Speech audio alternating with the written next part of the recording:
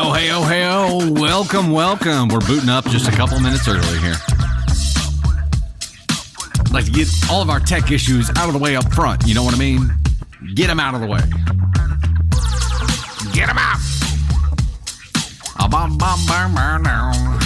Hey, hey, hey, hey. Moon Monkey, Cindy, Angela. Member of the Storm, good to see you. Sam, good morning. Ultraviolet Lights. Miss Stephanie, hey, hey. Oh, from Arkansas. Nice, not too far from me. Carrie, Young and Fuller, we on the house. Jay's here. Landry, member of the Storm, what up, what up? Terabyte, good to see you. Christy, good to see you right on time. Sunshine Dramama, Louisiana, nice. Got Charles, we got Mama Angie, we got Cami Hill, 89 here. Maureen, Sarai, D. Stockwell, Ultraviolet Light. Young and Victoria T. Angela Curry sending the lightning bolts. Heck yeah. Heck yeah. And look at it. Oh, shoot. I forgot I got that new tool here. We are doing TikTok only today, so I have more intel on everything. Angela and Lori with the frickin' lightning bolts today. Mama Bear and Lisa with the other gifts as well. Thank you guys so much. Appreciate that. Hey, hey, hey. Coro's in Germany. Very nice. Good to see you all. Angela's in Mississippi. Pam is back in Montana. All right. Rebecca, member of the Storm, is here as well. Gemma is here. Awesome. Stephanie with the 70 lightning bolts kicking us off. Heck yeah. Thank you. Thank you so much. So much. It's good to see everybody here today. Mama Savage is in Nova Scotia, Canada. Heck yeah. Heather in East Tennessee. Very nice. Love Tennessee, man. Love Tennessee. Christy listened to the podcast a minute ago and now on the live. Heck yeah. Can't get it out. Cat with the lightning bolts 2 times. Thank you so much. Appreciate that. Young and sharing the live. Thank you. Yeah, go ahead and share the live if you don't mind. Let's do it here in the beginning. That way we can get in front of more people. More people. Malik is in Egypt. Holy cow. We got Callie in the house with the Blaxican. The Blaxican. Some usernames I don't understand until I read them out loud. And then I'm like, oh, got it. Now I get it. Now, Deborah in Nottingham, England. I believe I've said that one before. Right, yeah. Caroline is in the house. Hey-o, good to see you. Thank you guys so much for sharing the live. Appreciate that. Thank you. Carrie with the lightning bolt, thank you so much. Quacka is in Michigan. Watch them while working as usual. I'll try to maintain a productive tone for you. I will try that. Kat in Colorado, good to see you here. Rebecca, thank you for sharing the live. Appreciate that. Holly, Jill Talk is here as well. Thank you so much. Sally with 70 more lightning bolts right off the rip here. Thank you guys so much. You may notice that we have something new going on in the live today. Well, first of all, this is not a multi-stream today. We went back to just TikTok only for Wednesday because all of the intel that I get while streaming to TikTok only is very valuable. And we wanted to see how it went here. Tony Spark, who's sitting 10 feet from me, is sending lightning bolts here as well. Thank you, Tony. Appreciate that, man. Little does he know that if we hit our goal of 1K lightning bolts during the stream today, Tony will actually come over here on camera and chat with you guys for a minute. Did you hear him in the background? Okay, so here's the conversation that's been going on here.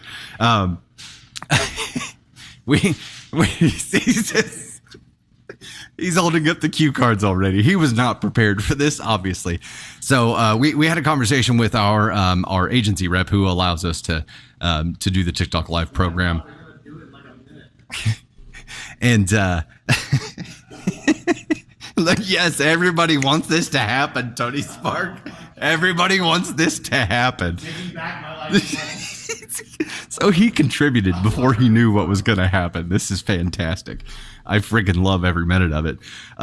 So we had a conversation with our TikTok agency rep, who suggested that we needed to start using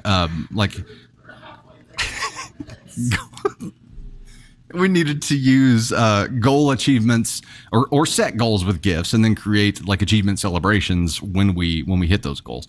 And that was yesterday. So since then, we've been having conversations internally about what the hell kind of celebration could we do? And we don't have it figured out yet. We don't know. So this one with Tony Spark coming on and chatting with you as a celebration for this first one, I came up with literally 3 minutes ago. So surprise, Tony. Oh my God, 200 away. He might be panicking a little bit now. It's going to be great. He'll be fine. He'll be great. But I would like to know from you guys, what are some celebrations? So things that if we hit a certain gift goal, I would do something immediately. What kind of things would you like to see if we do that kind of thing? Caitlin in Joplin, Mo. Heck yeah. Howdy, neighbor. Hello. Oh my goodness. We have so many lightning bolts coming through right now. Thank you guys so much. Thank you guys so much. We appreciate that. Yeah, Tony Spark is monitoring where we're at in relation to our goal right now. He may not tell me when we hit there, but I can just pop back over to this window and check if I need to. 950, 960. Tony Spark, you better just get up and just get ready, man. Just get ready. Oh, here we are. Here we are. We hit it. We hit it. You guys are freaking incredible. You guys are flipping incredible. Okay. So Tony, come on over. We'll have Tony just chat with you guys for just a minute as a celebration for hitting this 1,000 lightning bolt goal. No, it's got to happen immediately. That's how the celebrations have to work here. So here, I'll hand over the headphones and the mic to. That's not a me only. Okay. Here, I guess you don't have to hear anything, but you guys are outrageous for that. But yeah, thank you. Wow. I don't. So what? This is mine and Candy Thunder's nightmare right now. Is you throwing us in a live and not knowing what to say or do. So yeah. Okay. Here we go. Says I sent 100 bolts for this. Can you or Tony pronounce Brona? It's Irish. So Brona is how I would normally pronounce it. But is that how far off is that? Brona. You're going to have to let us know how far off we are. Maybe a phonetic spelling. Justin and Tara Sullivan say that he looks familiar. That's either a good thing or a bad thing. I don't know. Yeah. I'm thinking the next goal for Lightning Bolts needs to be like 1 million or something at this point. BROOONAGH. Brunag? Is that Brunach? Brona. Right. So yeah, we were right? See, I agree with Charles. We need to dump cake goal or something. So this is something. Hey, Kristen is down in Pierce City, Mo. Heck yeah. Good to see you. This is something that Candy Thunder actually talked about. Eventually, we'll have a big goal when she's here, and if we reach that goal, she'll throw a cake in my face. She really wants to do that. So that's one. I think it's only fair that Candy Thunder needs to be here on a live next week so that we can make the goal for her to jump in here, because I think that's what should have to happen. Yep. Oh, Cammy, I wouldn't know if my weekend was nice. It was great. Yeah. Wonderful. Yeah. Oh my gosh, this all happened. He spent the weekend hanging out with NASCAR guys. Yeah. All these people say I look familiar, and I don't know why. I was on the podcast once, though. Yeah. Tony's been on the podcast. Tony Spark. He's been on the podcast. We got some Kansas folks up in here. That's awesome. What does his setup look like? Landry, are you whose setup? My setup or Tony's setup? Tony, are they from North Dakota? Candy Thunder. Listen, I did learn this weekend that there are people who live in North Dakota. So shout out to the North Dakota people that I met this weekend. And I apologize for saying they were from South Dakota all weekend. Oh no. I mean, they told me I wasn't wrong, that there is nobody in North Dakota, but I imagine that was a very offensive to them. Yeah. I feel like it's time to move on. Okay. All right, man. Thank you very much, Tony Spark, for coming up here. Thank you so much for coming up here. Maybe after our first story, we'll set a new goal, and we'll just have him come back every time we hit it. Set a new goal now because it's full. Thanks for being a good sport there, Tony. Appreciate it, man.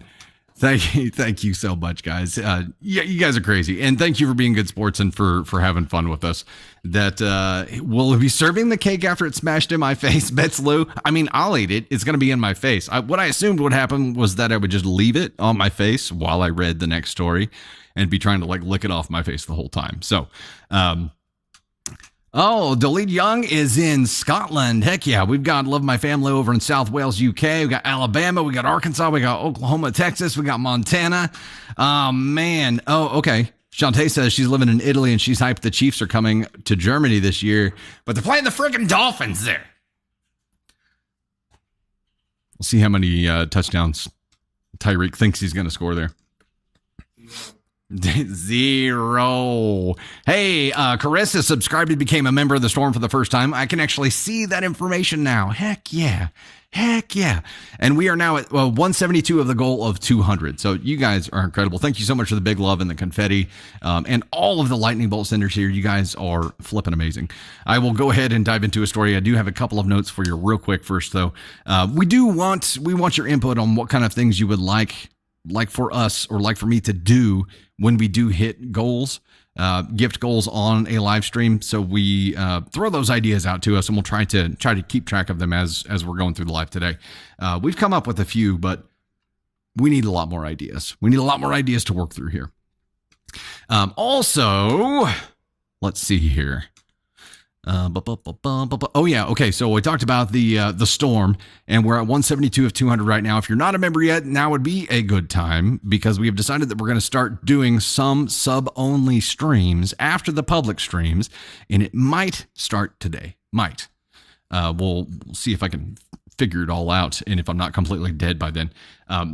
But it is going to start happening. So we're going to do some sub-only streams for like 15 to 30 minutes after the public stream ends on Wednesdays. And then we're also going to do some sub-only streams that are myself, Candy Thunder, and Tony Spark kind of talking behind the scenes stuff with our VIP group. So those things are going to happen very soon.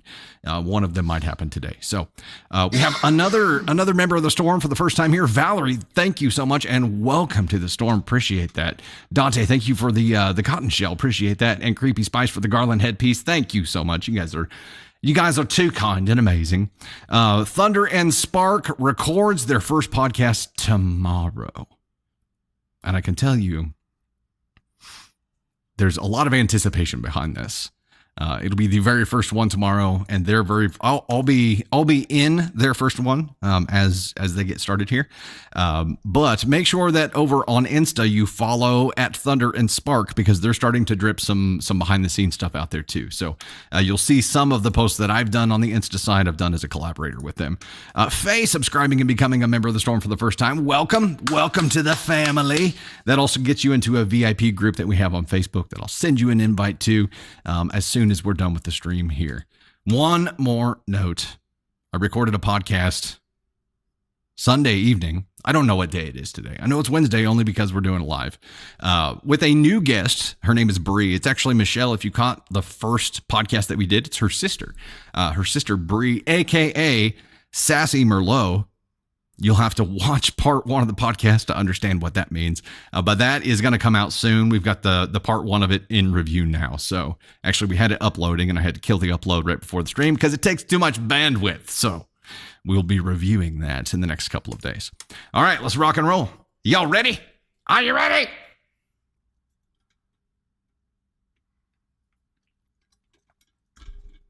Heather, I will tell you this.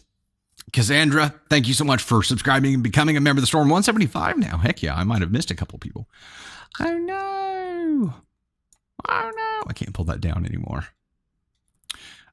Chris, Valerie, Faye. I think we're good. Brian, thank you so much for the marvelous confetti. Appreciate that. Bets Lou for the raccoon lens. And Michelle, thank you so much for the roses. Appreciate that. Heather, I will tell you that all of the perk kind of things, the new things that we're talking about doing in addition to the public content that we already do. So we aren't at any point going to be taking anything away. So at least have a little bit of comfort there. And I get it. And absolutely never want anybody to do anything that would cause them any pain or discomfort. So don't do that. Except for Tony. Except for Tony's. He was really quick. He was ready with that one, man. He was ready. All right, let's dive into our first story. This is a follower submission, so OP, if you're in chat and want to raise your hand, by all means, go for it. This one is, am I the ascon if I asked my aunt to stop calling me her daughter? I don't know if you guys noticed, but I'm from the Midwest. I'm from Southwest Missouri, so aunt is how we say it, but I have adopted aunt because I like it better. Every once in a while, I'll slip accidentally back into aunt, but I'm keeping it. I'm keeping aunt. I really like it. I moved to the state where my aunt lives, and about 13 years ago, in my early 20s. I lived with her for a few years when I first got here, and when I first said I was thinking of moving out, she got emotional about it and asked if I would stay. She was never married and has no kids and wasn't charging me rent. I figured this living arrangement benefited me as much as it did her. A year or so later, my mom and dad, her brother, decided they wanted to live here too. She offered them a place as well. She has a nice sized house, but it isn't huge. I decided it was time for me to leave, and I did. It was not a great situation, and my family convinced me to come back after 6 months. I did, for another year, and then moved in with my then boyfriend. I lived with him and then with roommates up until 2020 when my landlord sold my condo, and my aunt offered to let me come back and finish school. I had been a dance major and was injured and didn't know what I wanted to go back to school for. And when I did, it wasn't feasible to work one full-time job, one part-time job, and go to school.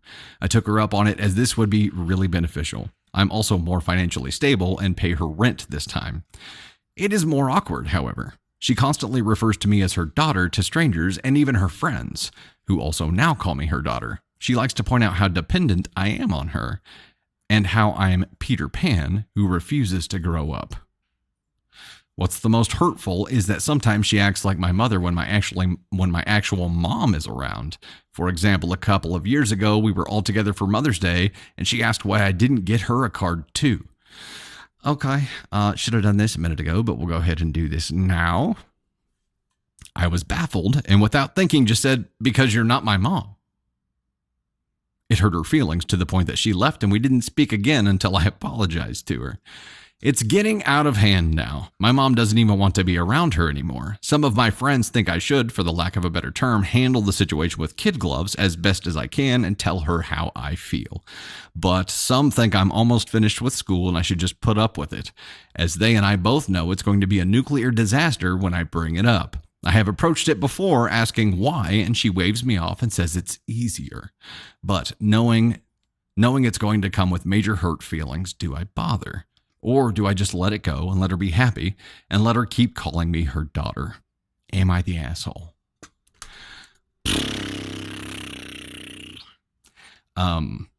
This one's a little confusing, right?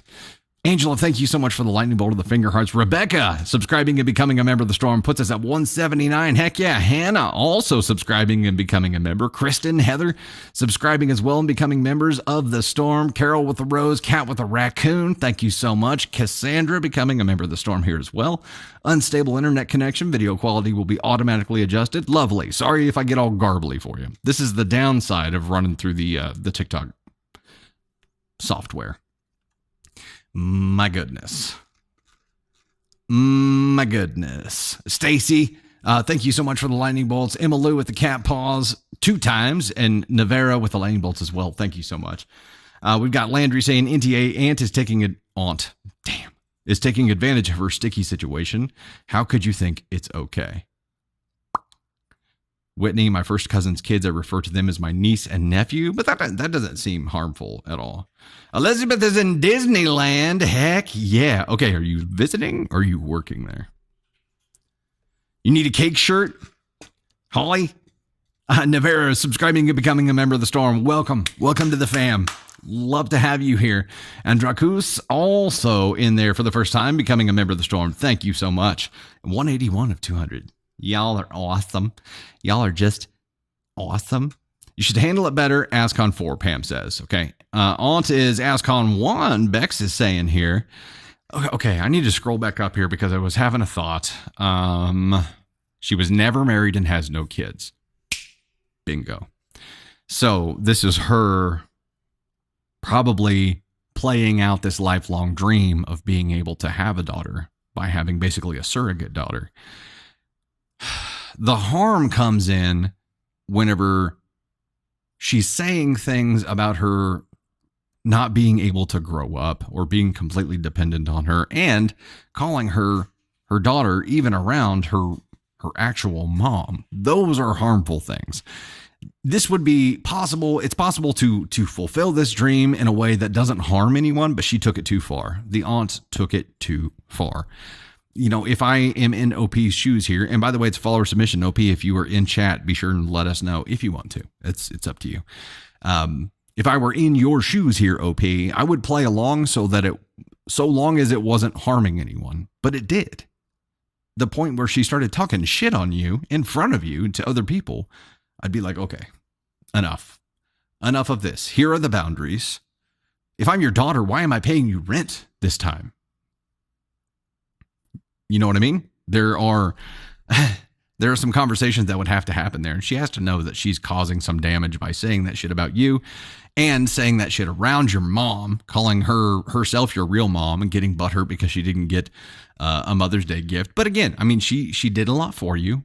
There's some respect to be paid there, but there have to be some clear boundaries. And you've tried to approach it a couple of times, but she just brushes you off and shuts you down, which says to me that it's an even more alarming psychological issue. So it's this fantasy that she needs. She needs this fantasy, and she needs to keep playing it out. So the whole, you're almost graduated, you won't have to deal with it soon, I don't think that's going to happen. I think this is going to continue well after you are graduated and not living there anymore. She's going to continue grasping for ways that she can continue living this fantasy. I think her making the choice to take it too far and inflict damage instead of what she could have done and still fulfill her fantasy here and say, like, this is my daughter, I'm so proud of her. Not she's completely dependent on me and refuses to grow up. She had choices there and just decided to, I guess her version of this fantasy is that you are completely dependent on her, and that sucks. Yeah, right, exactly. Karen Stansberry. If she's so dependent, then why is she paying rent? It doesn't make any sense. It doesn't make no sense at all. Charity became a member of the Storm. Heck yeah. Tammy did as well. Welcome to the fam. You guys are awesome. Also, along the way here, Carly, Emma Lou, Michelle, Heather, Angela, Pam, Navera, Emmy Lou, thank you guys so much for the gifts that you're sending through. I appreciate that greatly. That allows us to keep doing what we're doing here. So thank you. Thank you so much. I'm going to butcher the name. I'm sorry. Morocha in Belgium. Hello. It's good to see you. Good to see everybody. Pebbles. There's got to be a Bam Bam in there if there's a Pebbles, right? There's got to be. Ethan says, also, if the aunt's friends were business owners, would they hire OP hearing what Aunt says about her? Ooh, good point. So it's even more damaging than we thought, because if OP is ever going to have any kind of interaction with these people again, or would need to, she's damaging the chances of the success of those. Morgan says she just needs to tip off the Band-Aid, to be honest, or it's going to get worse and won't stop. That's where I'm at. I agree here. Even if she's moving away, she's going to find ways to grasp and try to pull her back. So she's going to have to rip off the Band-Aid and create some real firm boundaries, and just be aware that could mean that you end up having to find a different place to live. But kind of sounds like your mom might need another place to live too. So you guys could go find a place together if you need to. It's an option, not an ideal option, but an option. Those boundaries need to be there, if for no other reason, for the disrespect to your mother. So in your shoes, I would feel strongly enough about someone disrespecting my mother like that. And I would step in and create those firm boundaries then. I think you have to. Landry says it's kind of like a step parent and parent forcing the kid to call the step parent a parental role. Yeah. Only it's like just the step parent and the real parent isn't there. They're just forcing them into it. Forcing them into it. Michael, you're good, man. We're just wrapping up the first story here. A parasite scale, Lisa. That would be interesting. B. Kirkland, thank you so much. This one is actually one of the newer designs that we have. It's the ascon with the bolt on the front, and we've got the full ascon scale in the back. So you can just walk around calling people ascon 1, 2, 3, or 4, and then when they're confused, be like, oh, just reference back there. It's all good. So OP, not the asshole at all in this. I think you're going to have to step up a little bit firmer, though. You're going to have to create those firm boundaries, or it's not going to go away like you think it is going to. I agree that it's going to be a nuclear disaster when you do bring it up.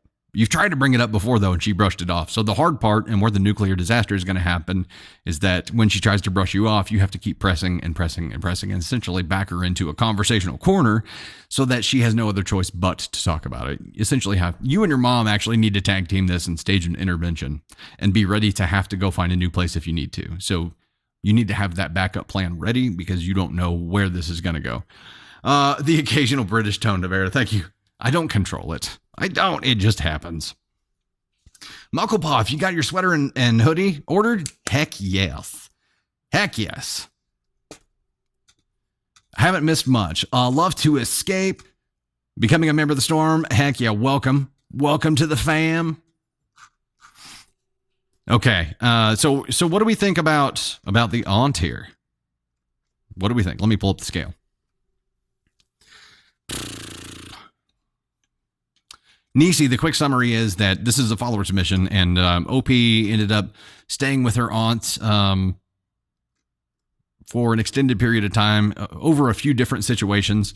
And her aunt always wanted her there, was always very welcoming. Her mom or her folks ended up coming and staying there as well. But it kept getting increasingly weird where the aunt would call OP her daughter, even in front of her mom, and then would talk shit on her in front of other people and say that she's so dependent on her, and would call her daughter to her friends and stuff and say she refused to grow up when that wasn't the case at all. So she got damaging by needing to live this fantasy because the aunt never had her own kids or anything. So I don't know, knowing that it's probably some kind of psychological issue that's causing her to want to live out this fantasy. Does that prevent her from getting to ASCON 1? We've got a lot of 2s. We got a lot of votes for 2s. B, I don't know. I don't know what the sizes go up to on DustyThunderSwag.com. I'm not sure. I want to say 4. Melbell subscribing and becoming a member of the storm as well here. Welcome to the fam. Heck yeah, we are at 185 of 200. Narcissist 1. Yeah, we've got a lot of 2s.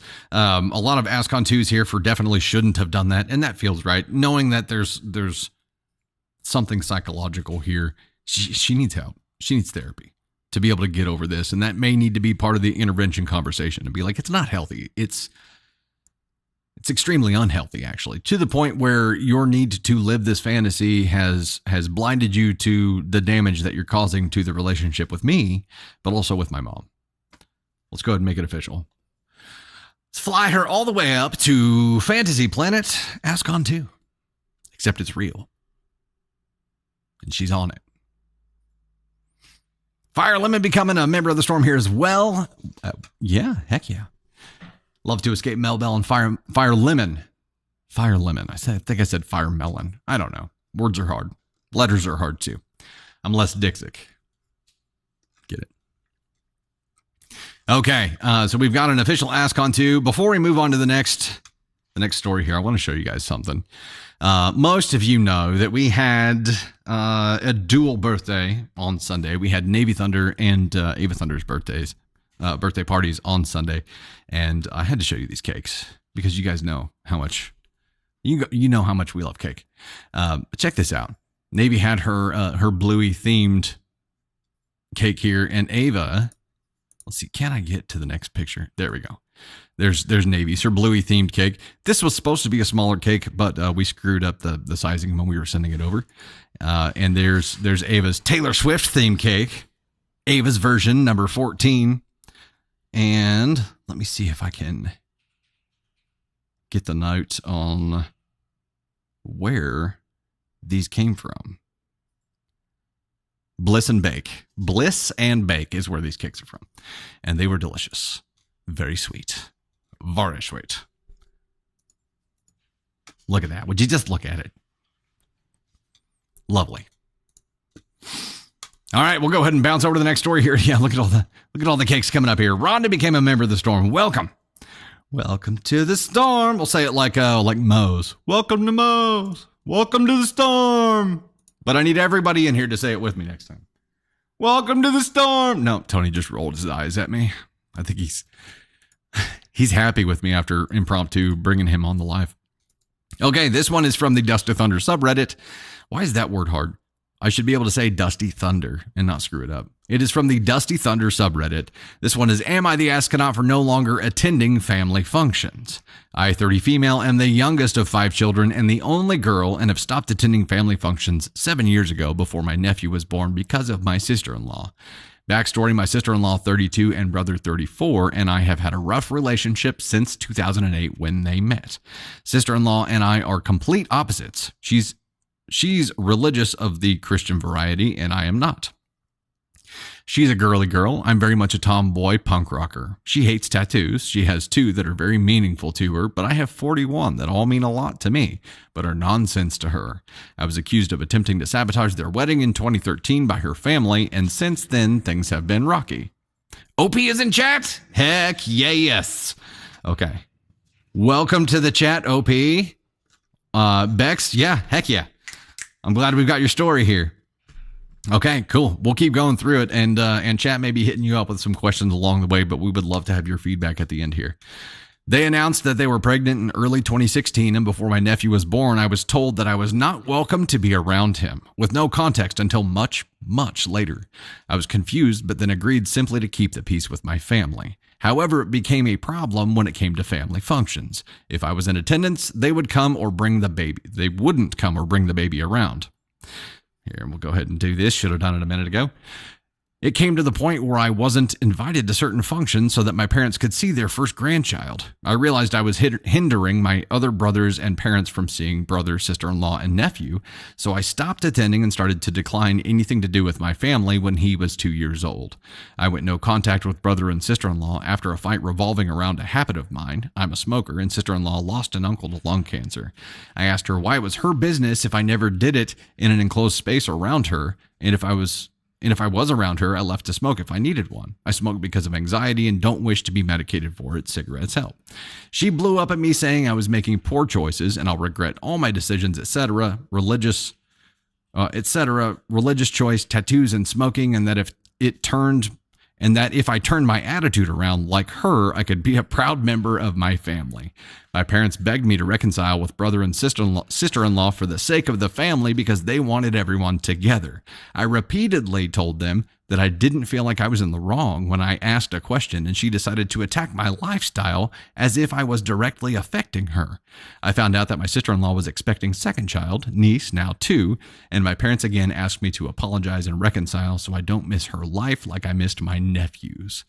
Did anybody ever ask her to apologize and reconcile? Didn't think so. In true to myself fashion, I reached out to sister-in-law and sent a text with the song attached to make an attempt to apologize. Song is Hey Rachel by As It Is. No, her name is not Rachel, but the song said a lot of what I wanted to say. Side note, she hated it. Yes, shocking. It's entirely. That is shocking. I cannot believe this type of thing did not resonate well with her. Sister-in-law, my brother, and roommate, 33, who went along with me for support, and I agreed to meet up to discuss things for the family's sake. Now for the context about why I wasn't allowed to be around my nephew. Long story, extremely short. The second oldest brother had a girlfriend with a toddler, and at one point I was playing the up-down game with her, lowering her down on my arms, then bringing her back up, when my knee gave out, dislocated. I shielded her from falling and also ended up with a concussion. My entire family thought I was intentionally trying to hurt the toddler. The fuck? I was 16 at the time this happened. They thought if I was to meet my nephew, I would have hurt him intentionally because I was no longer the baby of the family. I was shocked and hurt because I have never and would never intentionally harm another person, child or otherwise. I left the meetup shortly after feeling absolutely devastated. When I talked to my parents later that night, they confirmed the entire family felt the same way.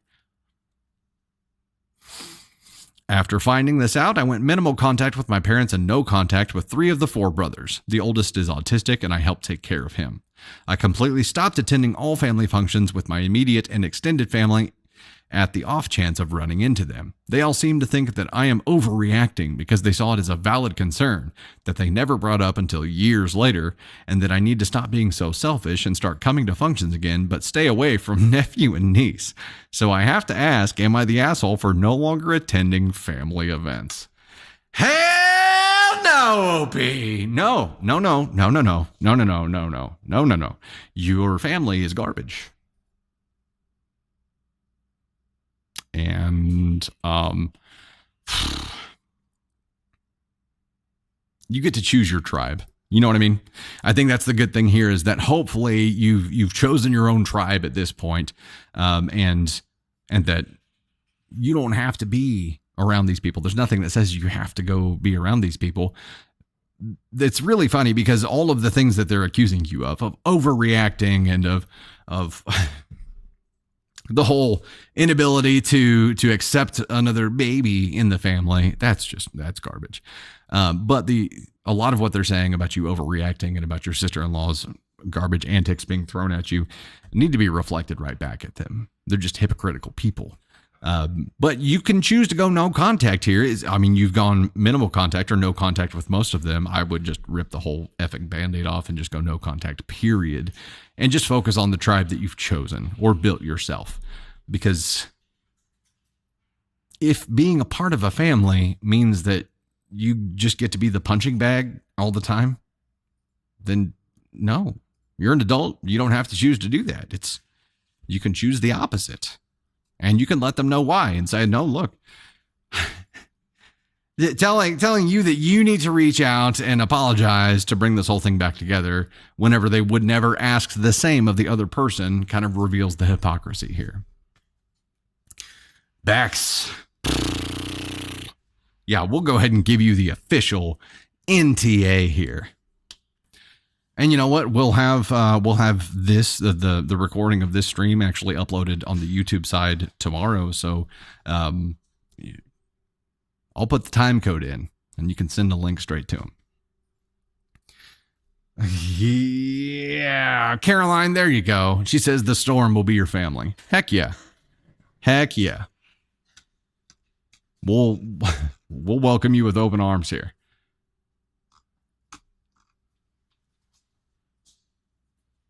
I'm sure there is a lot of context, over on the other side. The superpower, Tom Quinn, thank you so much for that. Appreciate that. Meadow subscribed and became a member of the storm. Tony Spark is reminding me to set a new gift goal here. I need to do that real quick.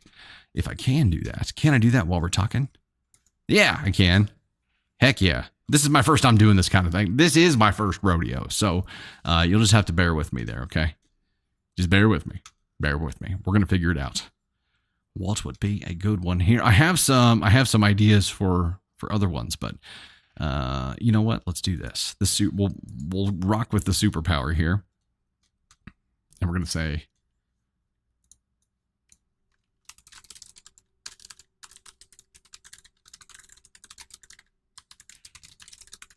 okay, we got a new one started here.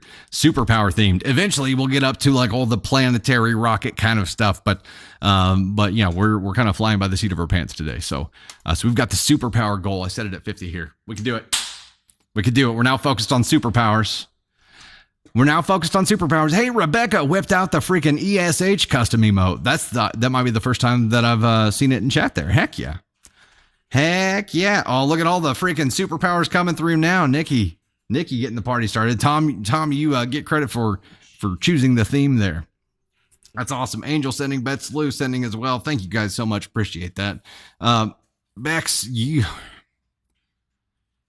man, I feel so bad because, Candy Thunder and I both have amazing families that are just very welcoming and that this kind of shit would never happen in. And to be plopped into a group of people when you're obviously a unique individual and just unique in a way that they can't understand and that they won't attempt to understand. And that's the part that pisses me off here is that sister-in-law specifically, like everything was fine until sister-in-law came along, right? Would you agree with that, Bex? Nothing started falling apart until sister-in-law entered into the scenario here. So you've got this extremely close-minded person that just popped in and decided to stir a bunch of shit. And essentially turn the entire family against you. And that sucks. And they fell for it. So they can enjoy being around her with her closed mind. Okay. Yeah, that's what I figured. But have you, Bex, riddle me this, have you built up what you would consider to be your own tribe now? So that you have like a group of supportive people that you don't need to be around that family. All of those superpowers coming through. You guys are amazing. Nikki sending through the bajillion of them. Thank you so much. Appreciate that. Elizabeth sharing the live. Thank you so much for the share there. Appreciate that. Michaela with the superpower as well. Terabyte with the superpower. Heck yeah. Mel Bell as well. Emmy Lou. Thank you so much. Appreciate that. Navarro with the lightning bolts. Thank you so much. Yeah, the shares of the live are great.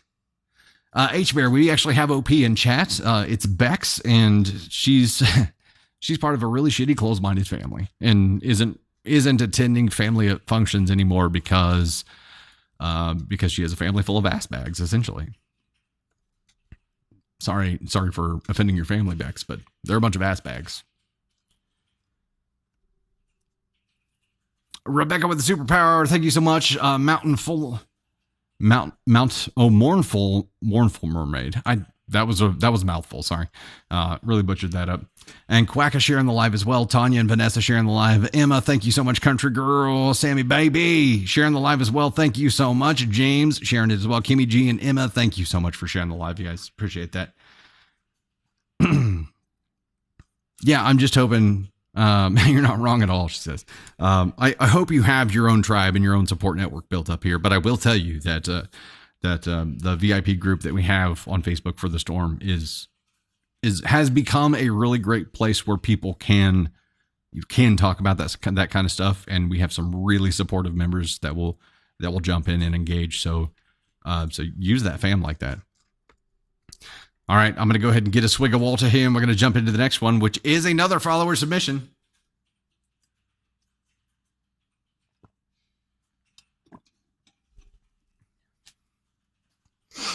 Woo-wee. We are at 29 of 50 on the superpowers, and my throat is making really weird noises like it does sometimes after drinking Walter. It's like the ghost gets in there and is like, wah! It do that. Wait, Tony... You convinced me to start a new gift goal. Does that mean what I think it means? Does that mean that if we hit this goal, you're going to come back over? What if we hit this one? Can you come back over and read a story? We don't have our celebrations figured out.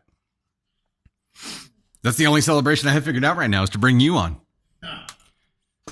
If we hit the superpower goal, Tony's going to come on and dance. No, absolutely not. I kid. I wouldn't do that to him.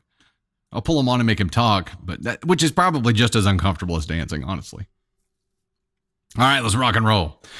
This follower submission, which again, OP, if you're in chat and want to raise your hand and let us know it's you, feel free to.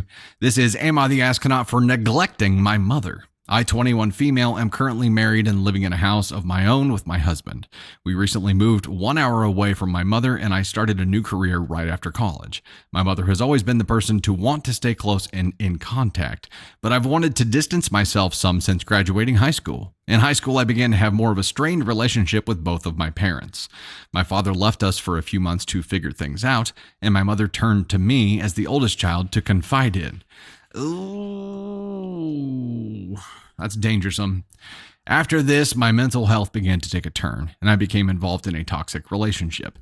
I began to act out, and my mother yelled at me multiple different times, saying that she did not like me and I was not her daughter anymore, as well as telling me I needed an exorcism on my personality. I may have been acting out, but I was not a bad person. I began to become slightly depressed, and I got in trouble with my mother for not wanting to talk. On top of this, my mother used to yell at me for not having enough makeup on or would comment on my body and appearance. Her yelling at me about my makeup got to the point that I stopped arguing back and just would take the verbal insults. I now have very low self-esteem, and I do attribute this to my mother's actions. Being married, my husband makes me feel so much better about myself, and I focus the majority of my time on him. But lately, my mother has been telling me she feels neglected by me. Oh, how the turntables turn. Despite the fact that I still try to call her at least once a week and saw her just a few weeks ago. I just like being able to distance myself for certain periods of time, but now my mother has begun to make me feel bad for this. So, am I the asshole?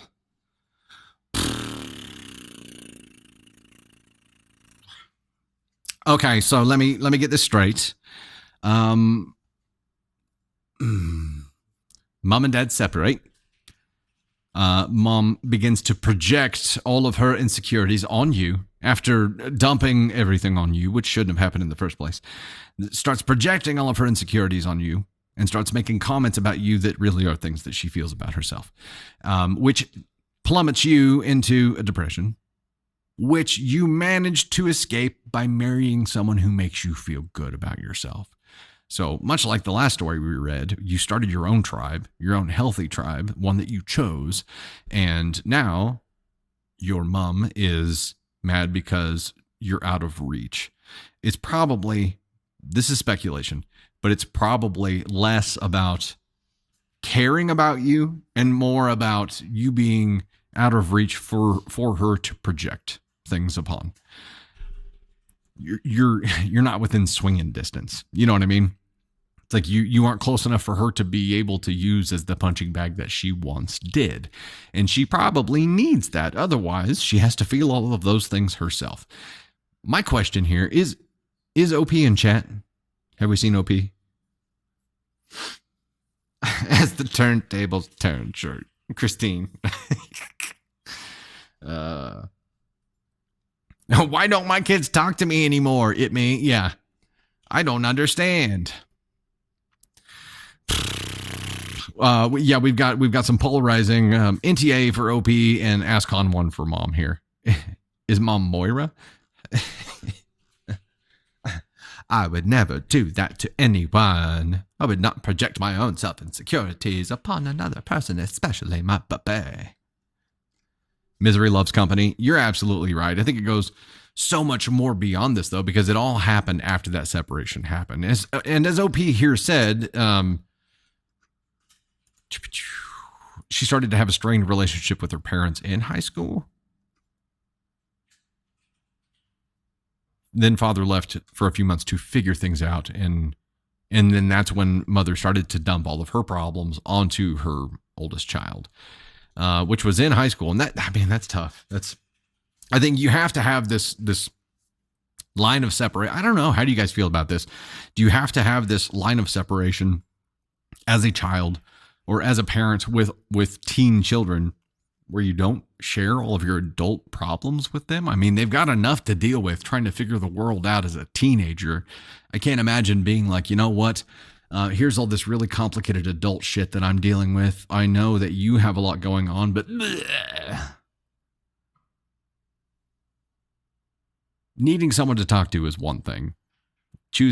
Forcing, not allowing the choice of your child to say, yeah, talk to me about it, but just forcing because they can't say no.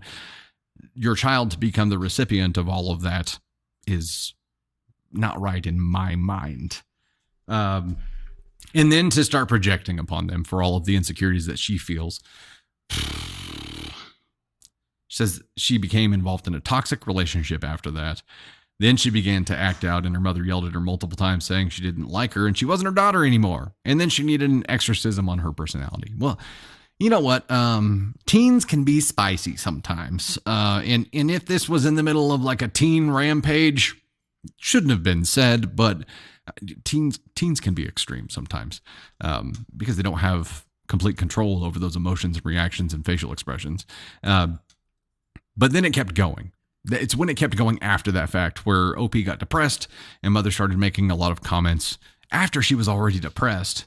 That's the really, really shit part to me here is I guarantee you she could see that she was depressed and just kept punching and kept beating her down and beating her down and beating her down, probably to the point where she looked like she felt about like she felt. And she was like, there, now we're about right. It can easily become codependency, Vita says. Yeah. Oh, you mean dumping everything on there?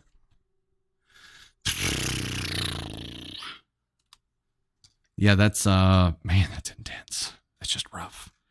That is rough. Yeah, I think this is another instance where we can say the OP is definitely not the asshole. It's a terrible situation that I wish you never had to deal with. Melanie says mom needs friends. I agree with that. She needs someone to talk to other than her kids, and probably needs someone to be like, hey, why are you beating up on your kid like that? And now as an adult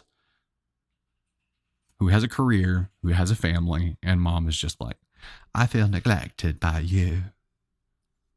No, that's not the issue. She feels neglected by the world. And you were the one person that was close enough for her to be able to take an emotional dump on, and she can't do that anymore. And I think, if anything, increase the distance, OP. Remove her ability to take swings at you by increasing the distance or decreasing the frequency in which you communicate with her. Yeah, this is a pretty easy mums and ascon 1 here is 2. Lindsay, good point, and don't body shame your kid.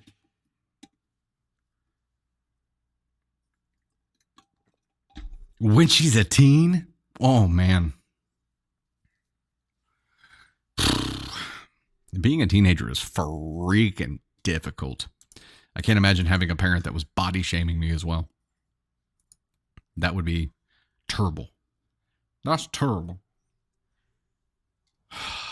A cruise straight to ascon 1. It's a one-way ticket. One-way ticket. There's no coming back from that. None of it.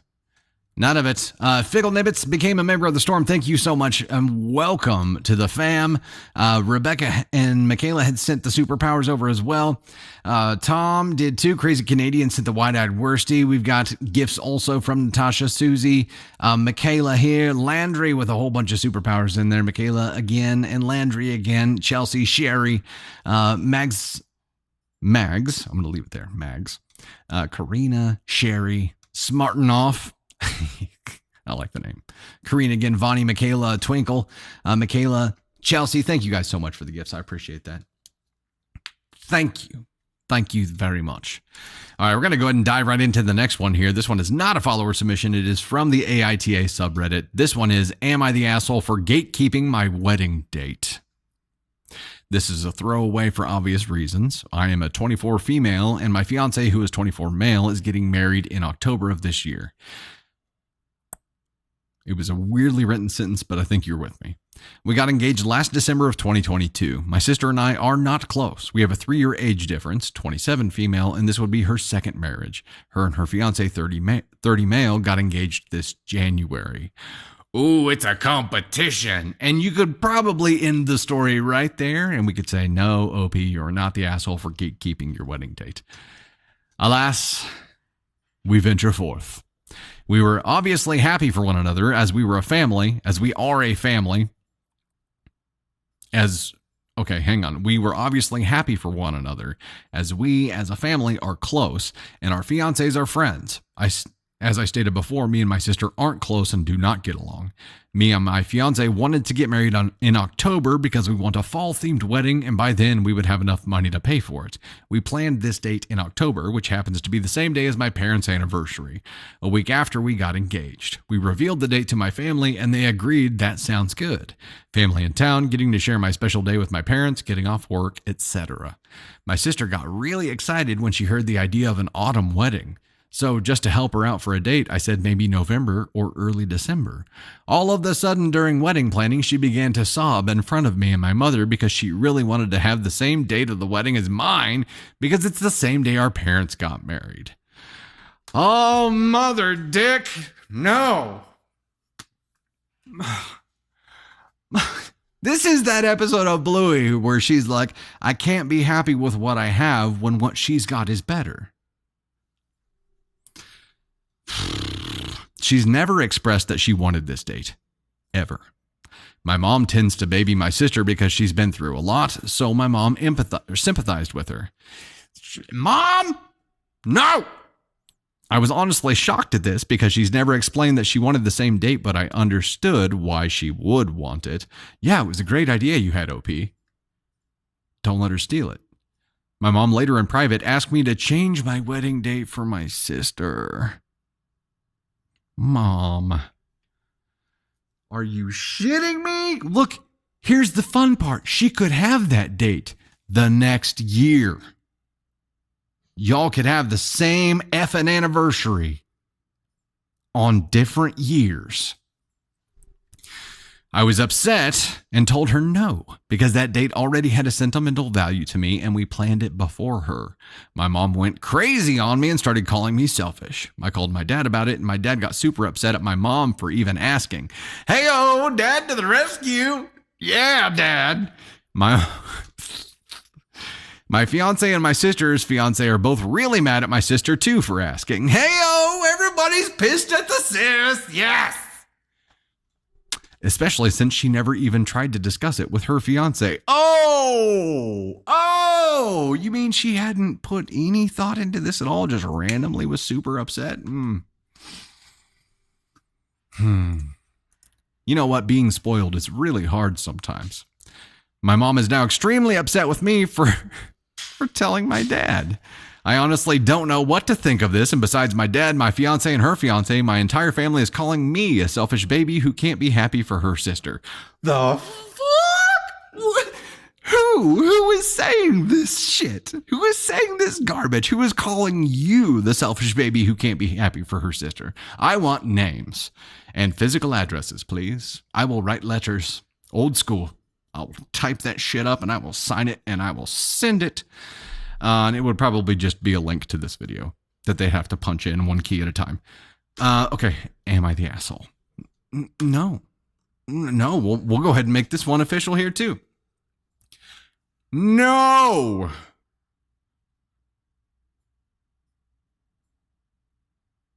I don't know what else to say here, except for your dad got it right. Who else was on here? Your fiance obviously got it right, and her fiance got it right. How was the rest of the family like? You are spoiled. You can't be happy for your sister. No, they must not have heard the whole story here or gotten her version or something, because no. I literally can't wrap my brain around it. Amber Dawn subscribing and becoming a member of the Storm for the first time. Welcome. Glad to have you as a part of the family. Sorry, this one got me a little bit worked up, apparently. Dad, fiance, and soon-to-be brother-in-law are GOAT, Bex. Yes. Agreed. Black Butterfly, they only heard her version. That's what I'm guessing. They had to have only heard her version. However, unlike most stories where we see someone isolated out here like this and they only hear one person's version of the story, it's because only OP knows the true version of the story. In this case, that's not the case. We've got Dad, we've got OP's fiance, and soon-to-be brother-in-law, who all know the real story here too, and they can help set it right.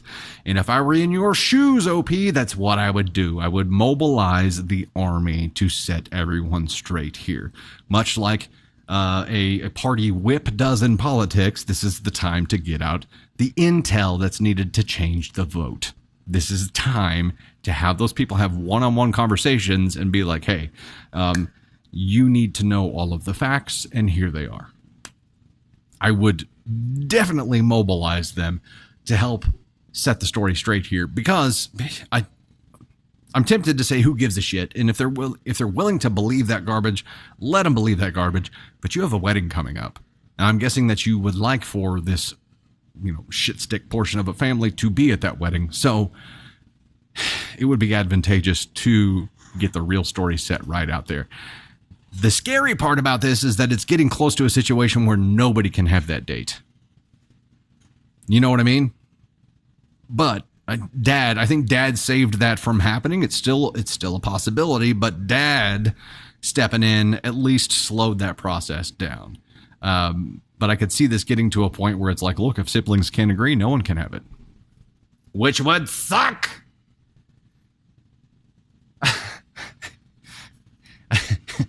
I honestly hate your face. That's the username. That's not me saying that. Says, apparently I raised my voice when saying, who? What? She says I'm a donkey for it. Maybe she was just hearing your phone when I raised my voice. Blame it on me, man. It's cool. Blame it on me. Cam and Lynn says, I don't know if who got engaged first matters. It's more who picked that date first. Probably, yeah. Whoever sets their date first, it makes sense. I mean, either way, I think OP got engaged first anyway, so she should be covered on both counts here. It doesn't matter which way they think is more important. She's got the vote for both sides. I don't remember any of it, and and woke up to her yelling at me. Oh wow. Oh, there's more to the story here. I honestly hate your face. Okay, got it. We're just catching pieces. We're catching pieces. Horseshoes and hand grenades, Shane. Hell yeah. See, she can choose a date that's close. Hey, Lincoln. Good to see ya. They could have done a double wedding, double the cake.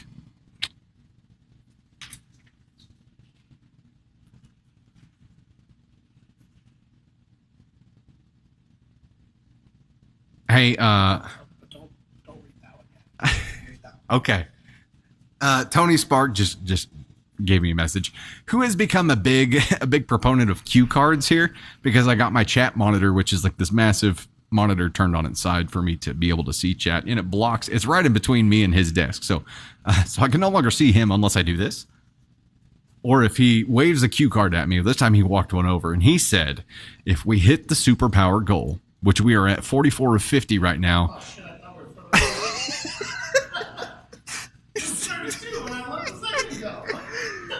He said if we hit the superpower goal, he'll come back on. And then he got back to his desk and he said, oh shit, we're a lot closer than I thought we were. We were at 32 of 50 a minute ago. We're at 44 of 50 now. So if we get back to 50, he'll come back on. And then we'll set another goal after that. And he's got something real special in mind for that one.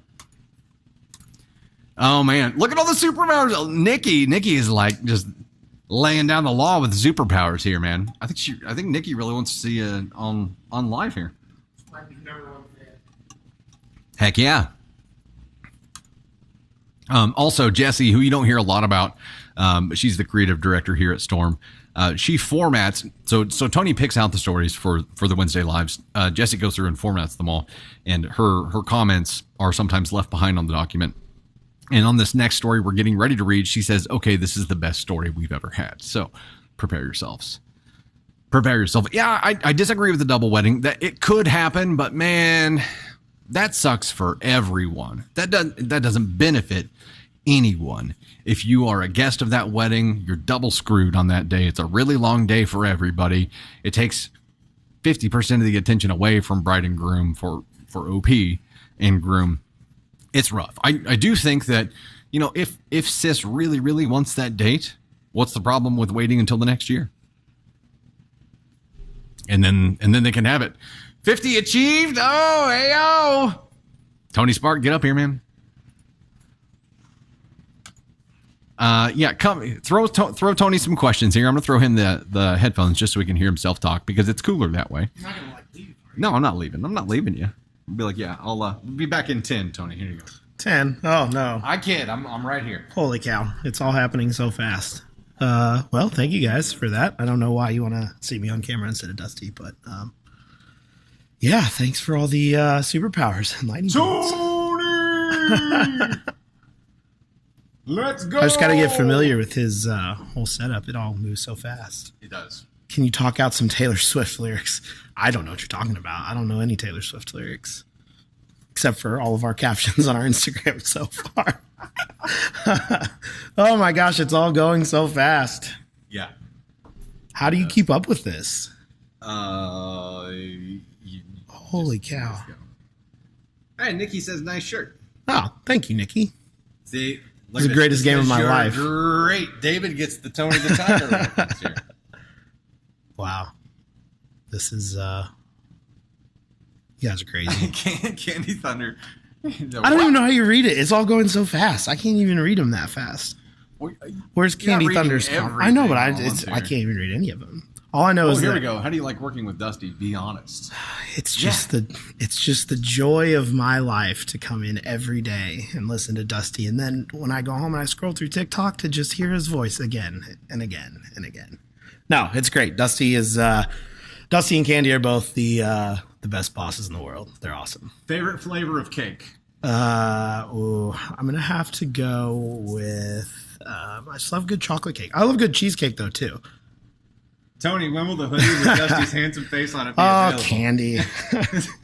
Candy. I just want to say it's nothing personal, Candy. I promise. And you guys all proved me wrong on the Protect the Cake shirts because, I was a doubter in the Protect the Cake shirts, and you guys proved me wrong. So, I would have to say that there's probably a hoodie in the works, Candy. Oh it my is. Gosh, it is. You want to jump back in? Favorite Dusty T-shirt? Favorite Dusty T-shirt? I don't know. I like the one with just the ascon on the front of it. Yeah, I like that one too. Favorite cheesecake? I just like a good plain cheesecake, honestly. Chocolate cheesecake, Belgian cheesecake. Landry, I don't know about. I'm sure at some point I'll be on the Dusty Thunder podcast, but Candy and I will have our own podcast that we're filming tomorrow, so you can check that out. Yeah. Plain all the way. Yeah, if it's a really good cheesecake, plain cheesecake is great. You know, Outback has the dipping sauces that are like, they have chocolate, they have like a raspberry dipping sauce, and then they have their caramel, and it's so good. So good. Yeah. Yeah, and Landry, he will be back on the podcast. We've started a rotation. H-Bear, who's funnier, Dusty or Candy? They're both pretty funny. I think they're both pretty funny for different reasons. I think Candy can be very funny without meaning to be funny a lot of times. Yeah. There's a lot of things that she does that's very funny that we all laugh at, including herself. And it starts with laughing at her a little bit, but then we laugh with her. And then Dusty is very quick. He will come up with all sorts of things very quick. And yeah. Most of those are things that I could never say on a live, though. That is very true. Candy and I work very hard to be his censorship, and it doesn't work out most of the time. So lives are terrifying for them. Absolutely terrifying. Yeah. Traveling to Australia? Heck yeah. Hey, Jarby, this thing's got to grow big enough for us to go on tour, right? I agree. Yeah. Most memorable AITA story? Oh. I think it's still the one with the mother-in-law and the one that made her hike up the 10-mile hike with like a broken foot. That was, yeah. She was the first biggest asshole Dusty's winner. I will also say that some of the most memorable stories are ones that will never see the light of day because some of them. There was one read yesterday. There are a few of them read, and I promise you, when you send in a story, I read every single one of your stories. I apologize if they don't all make them on there, so please don't hate me if your story doesn't make them on there, but I do read every single one of them. So there's some spicy ones out there. Yeah. If we ever start an OnlyFans to do spicy stories, we've got plenty. See? Okay. Yeah. Okay. All right. Thank you. We're moving on. Appreciate it, man. Now you just have to set another goal for something. Thank you. Okay. I'm going to set the next goal, and then we're going to dive into what Jesse says is the best story that we've ever had. And then I will tell you what the payoff for our next goal is going to be. It's going to be, we've got to set this one pretty aggressive. We've got to set it pretty aggressive here because it's going to be a big deal. It's going to be a real big deal. Okay. We'll go galaxies. Okay. This may be too aggressive.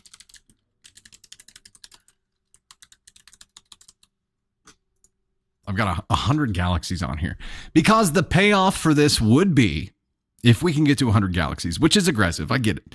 The bonus story for today, Tony will actually come back over and read. This was not my idea. This was his idea. I'm not throwing him under the bus here. This was his idea. Yeah. Oh, look at all the galaxies coming through now. Here we go. It means subscribing and becoming a member of the Storm, which puts us at 196 of 200. Heck yeah, you guys are awesome. Thank you so much. I will go ahead and dive into what Jesse calls the best story we've ever had, right? Meow. Which is a lot for her. That is a lot. Yeah. It's a lot for her to call it that, period.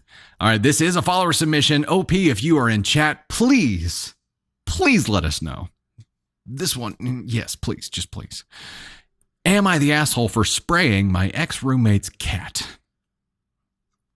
I, 46 male, am submitting this because even now, almost 2 years after she's moved out, my former roommate, 38 female, continues to rail against me and make ludicrous statements on social media. And I have to ask sometimes if maybe I'm just crazy and she's actually in the right there. I'll make sure to state that I have her blocked on everything at this point, and I've deleted over 95 mutual friends because of her continued shenanigans. I don't need the additional drama in my life. For reasons beyond my control, we can't call her what we should call her, so let's just call her Sharon. Good choice. Sharon and I met at the first Ren Fair I'd ever been to.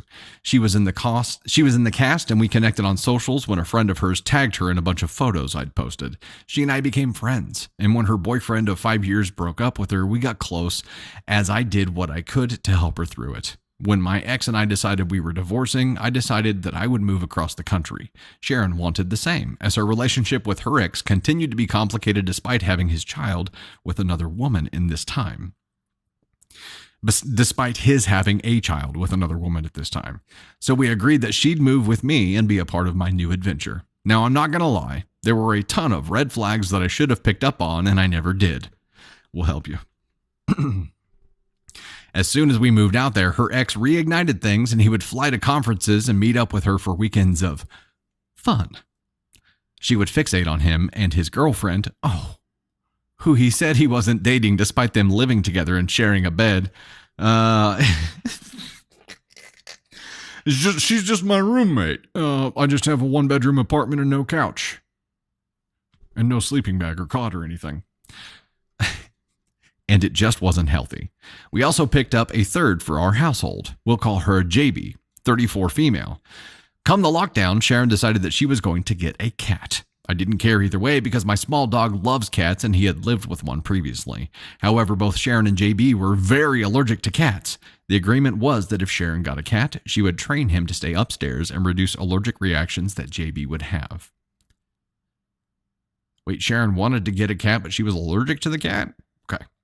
Upon getting her cat, who we'll call Chicken for funsies, she didn't hold this part of the agreement up. She would take him downstairs and hold him on the couches and didn't understand that this does not communicate that space is off limits. She would gently coo his name if he came downstairs, picking him up and carrying him lovingly back up the stairs.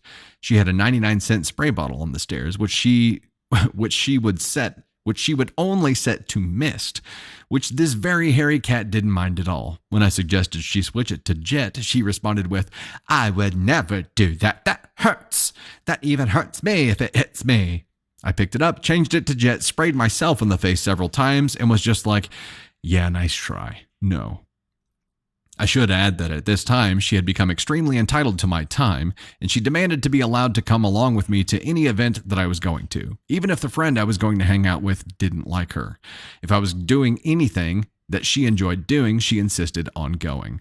JB was having some pretty serious outbreaks of hives and breathing issues because Chicken had begun sneaking in her room, and while he was in there, he would find lacy pieces of her clothing and steal them, dragging them up the stairs. He ruined 2 of her bathrobes, one by tearing up the lace and the other by chewing up the feathers on the sleeves and hem. Sharon was doing nothing to stop him from coming downstairs other than putting up a baby gate, and he had gotten extremely large. Sharon suggested that JB start taking allergy medications like Sharon was doing.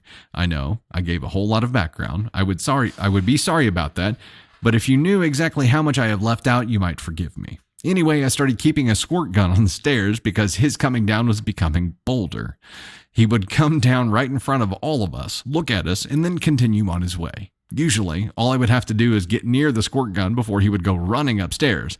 However, then came the morning when I had slept in and Sharon had gone to work. I come down the stairs and I see Chicken sprawled out on our gas stove top. Now, all I could imagine is this long-haired cat igniting himself and running through the house, both burning himself up and burning the house down.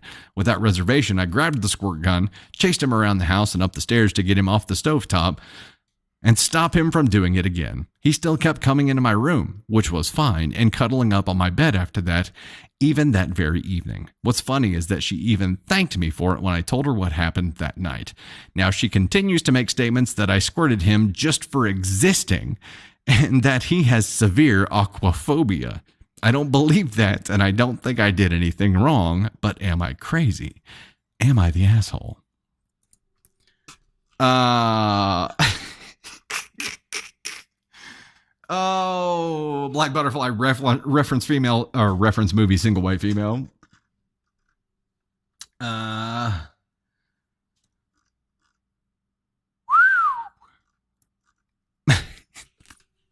I want to see this reenacted. This is like, we got to make this into a movie, or at least like a short film that I could see. You could John Wick this, you know what I mean? Like, you could have a squirt gun of varying size hidden everywhere in the house. That way, when things, you know, no matter where the cat was, even if it's not where it's supposed to be, you've got something nearby. And I'm imagining one of those like gigantic super soaker type dudes, right? Nikki with a galaxy, thank you so much, appreciate that. We've got Karina Taylor's version. Heck yeah, a new member of the Storm. Welcome.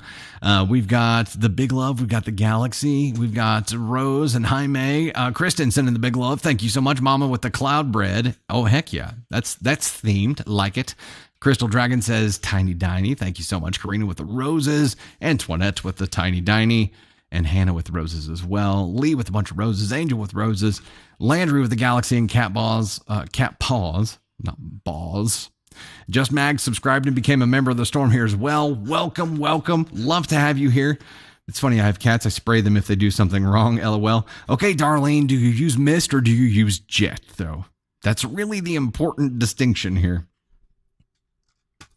Anita, same question. Do you use the mist with the spray bottle or do you use jet?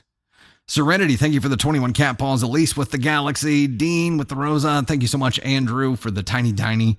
Chrissy with the TikToks. Dean with the Rosa again. Twinkle Says with the lightning bolts. Thank you guys so much. Dean with the Rosa again. Thank you. Depends on how far away the cat is, Zoe says. Hey-o. I mean, jet, it shoots 15 feet, Luna says. There you go. If the mist doesn't work, switch to jet. Bex with the Corgi. Thank you so much, Bex. And Jax with the Galaxy. Thank you. Get rid of the cat or the roommate. Now, remember in the beginning of this, OP said that they had since, moved and have blocked her on pretty much everything and have blocked like 95 mutual friends because of her continued shenanigans. So already moved on and moved out and blocked her, but wants to know if he was the asshole for this. Hell no. Hell no. Bex with the panther paws. Panther paws? No. Words are hard. No, NTA here. You've got a unanimous decision. Meg. Jet on my cats. I don't even mess with the squirt gun. I just go get the hose and I set the handle to jet. That way I never run out of water. I got a continuous stream. And yeah, the house gets a little wet, but it's effective. I'm just kidding. I don't do that. Why bother getting a cat if you're just going to keep it locked up? That's a good point, Danielle. I think there were some pre-cat acquisition stipulations that were made here. So she knew the boundaries before acquiring the cat and still chose to have the cat. Serenity, thank you for the gamer cat. Patreon for the spicy stories. There you go, Nikki. They're getting it figured out, Tony Spark. They're getting the spicy story place figured out here.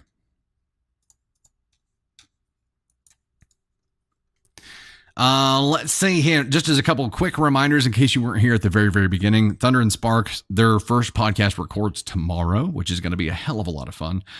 So that'll be out a couple of weeks after that. And we have a new podcast that recorded on Sunday with me and a new guest, Bree, who is the sister of Mo from our first podcast, Excuse me again. Our very first podcast guest. And her name is Bree, aka Sassy Merlot. Which it's worth watching part 1 just to find out why her also known as is Sassy Merlot. It's a big deal. Figgle Nibbits, Dusty Thunder After Dark. There you go. Or just Thunder After Dark. That would work. Crystal, thank you for the mic. Appreciate that. Sue, thank you for sharing the live. Thank you so much. Crazy Canadian with the wide-eye worsty and the double deuces with the taco. Thank you. Appreciate that. Okay, we are going to go ahead and dive into our next one here. What time is it? Are we good? We're good. All right, this one is from the AITA subreddit as well, and it is, am I the astronaut for not making the right cake for my girlfriend's birthday? That's Cake Story. It's Cake Story. This is a good one. Tony Sparks says this is a good one, too. Happened a while back, and it still bugs me. Girlfriend was turning the big 3-0, and when asking her what she wanted for her birthday, she said she wanted a mint chocolate chip and mint cookies and mint cookies and cream ice cream cake. I bake and an amateur at home. Okay, I butchered that line. I bake and am an amateur at-home chef, but it's always been a passion. Whenever she came over, I'd always spend the day getting the right ingredients and cooking up an elaborate home-cooked meal because food is my love language. I made the decision to make her cake from scratch and bought a tub of mint chocolate chip ice cream and some Oreos. I made the cake in several rounds, and while I do have experience baking, decorating, and stacking isn't one of them. But I cut each cake round to fit as well as I could, and in between each cake layer, I added ice cream and finally frosted it with a mint-flavored buttercream and sprinkled Oreo crumbles on top and decided to try my hand at piping, and it looked pretty good for a first try. Time out. Is anyone else's mouth just like full-on just slobber watering at this point after that line? I'm like, oh my God. Mint-flavored buttercream and sprinkled Oreo crumbles on top. I think we need to always have cake on hand for live streams. I'm going to vote for that. Also, if you didn't catch it earlier, at some point, Candy Thunder wants to set a gift goal that triggers her being able to throw a cake in my face. And I'll just do the rest of the live stream with cake on my face, apparently. So that's going to happen eventually. Candy Thunder. I know, it's like her dream. It sounds like a whole lot of fun. Okay. I had bought enough to make a spare in case this one didn't work out, but I was pretty satisfied. When my girlfriend came to my house, I gave her gifts and then surprised her with the cake. She was surprised at first until we cut into it, and she had this look of disappointment that there was actually cake inside of it. She then told me that I didn't do my research because apparently ice cream cakes are just ice cream made into shape with some frosting. She tasted it and said it was all right, and I deflated quite a bit. She didn't say anything more about it that night, but she followed up a few times the next week saying I should learn how to properly make an ice cream cake, and she didn't feel as appreciated, even though it tasted all right. Am I the asshole here for not doing enough research or not buying one at the store?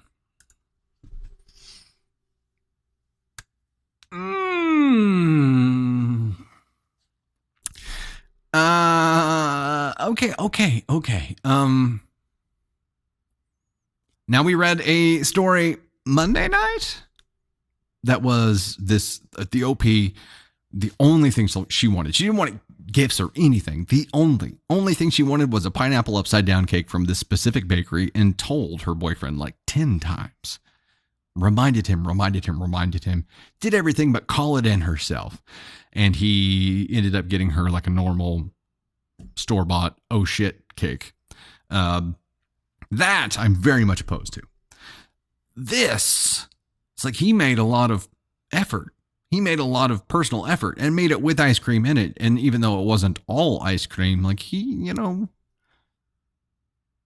there was a lot of thought put into this and a lot of work put into this, and it's still an ice cream cake. It's just a combo. It's a hybrid. It's an ice cream and normal cake.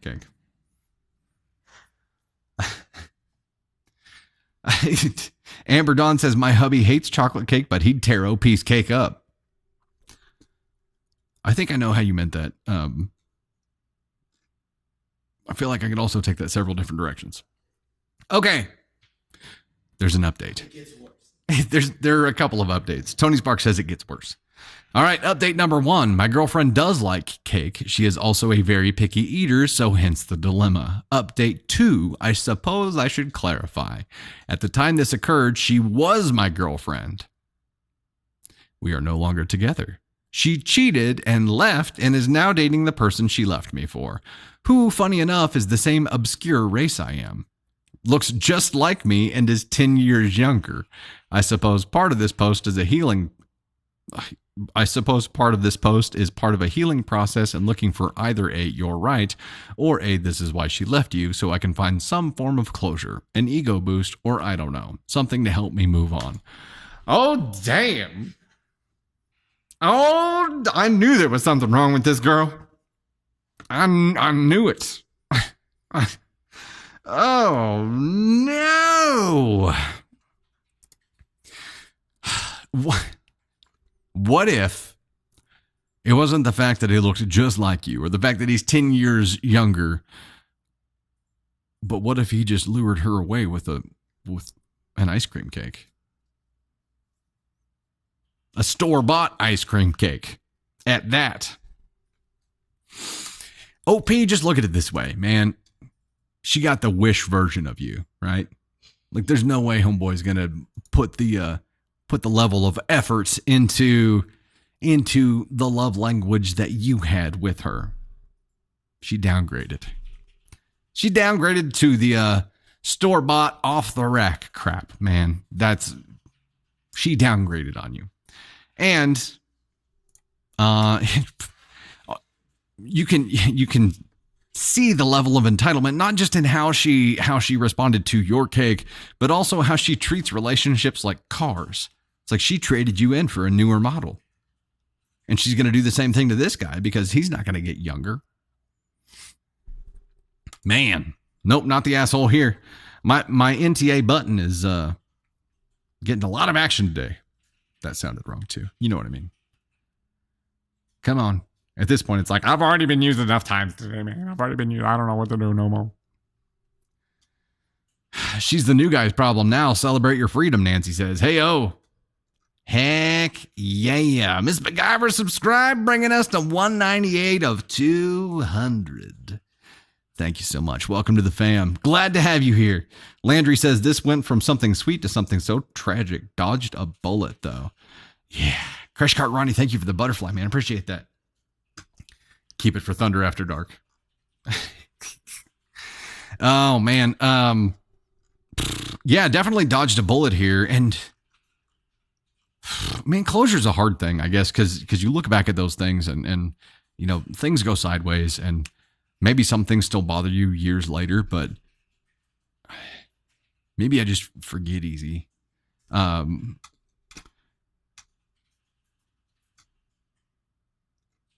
Alian. You'll have to help me with the name there. Alia, thank you so much for subscribing and becoming a member of the Storm as well. Closure is a weird thing. I think it, you know, some people really, really need it. And some people are like, well, that's over. Moving on to the next chapter in life. And then, you know, there's the chili healer side of things. I know I reference Bluey too much. Hey, we hit our 200 goal here with Jocelyn. Thank you guys so much. We are at 200. Heck yeah. Heck yeah. And I think that one should probably count. You know, we're still trucking along with our galaxy goal here, but hitting 200, you know, might be enough to get Tony Spark over here to read that bonus story. We'll see. The chili healer approach, which like I was saying, I know I reference Bluey too much, but there's that episode whenever Bluey is playing with Jean-Luc and then he has to leave with his family. And she says, she has a great line there. She says, you know, sometimes special people come to our lives and then they leave. And we just have to be thankful that they were there for the good times. And that kind of outlook is great because I'm sure that they had all kinds of good times together and then they ended. And she had to leave because of her own insufferable whatever. But I don't know. I don't know how that helps the situation at all, but thought it was a good thought. KK, now a member of the Storm. Welcome. We have one of my daughters we call KK, and Navy Thunder calls her KK. And every time she enters the foyer, she just looks up to her bedroom door and says, KK, KK, Baba, Didi, KK. He loves her so much. All right, let me take a swig of water and we'll jump into the next one here. The cake description again? Angel's asking. Is that what Thunder After Dark is going to be? It's going to be me just reading like cake descriptions. Yeah. Okay. I'm gonna find it here. We'll read just that one chunk. I made the decision to make her cake from scratch and bought a tub of mint chocolate chip ice cream and some Oreos. I made the cake in several rounds, and while I do have experience baking, decorating, and stacking isn't one of them. But I cut each cake round to fit as well as I could in between each cake layer, and I added the ice cream and finally frosted it with a mint-flavored buttercream and sprinkled Oreo crumbles on top and decided to try my hand at piping, and it looked pretty good for a first try. That will be, that's what Thunder After Dark is going to be. Just cake descriptions. Things have gotten to a new level of weird. Zumbelli just became a member of the storm. Welcome. Tanya, thank you so much for the roses. Amanda, you as well. Crash Got Ronnie with the enjoy music. Thank you. Tanya with the tiny diny. Sarah with the rose. Amanda with the love you. Karina with the butterfly. Amanda with the panda. Amanda with the panda. Heck yeah. Karina Taylor's version with the rose. And Crash Got Ronnie with the raccoon. Heck yes. All right. He should have put laxatives in it, Sophia. Oh, man. If he had known. Yeah, Chelsea. Yeah. I will remember. Okay, we got another follower submission here. So, OP, if you are in chat and want to raise your hand, feel free to. This is, am I the asshole for not funding my soon-to-be ex-husband's new girlfriend?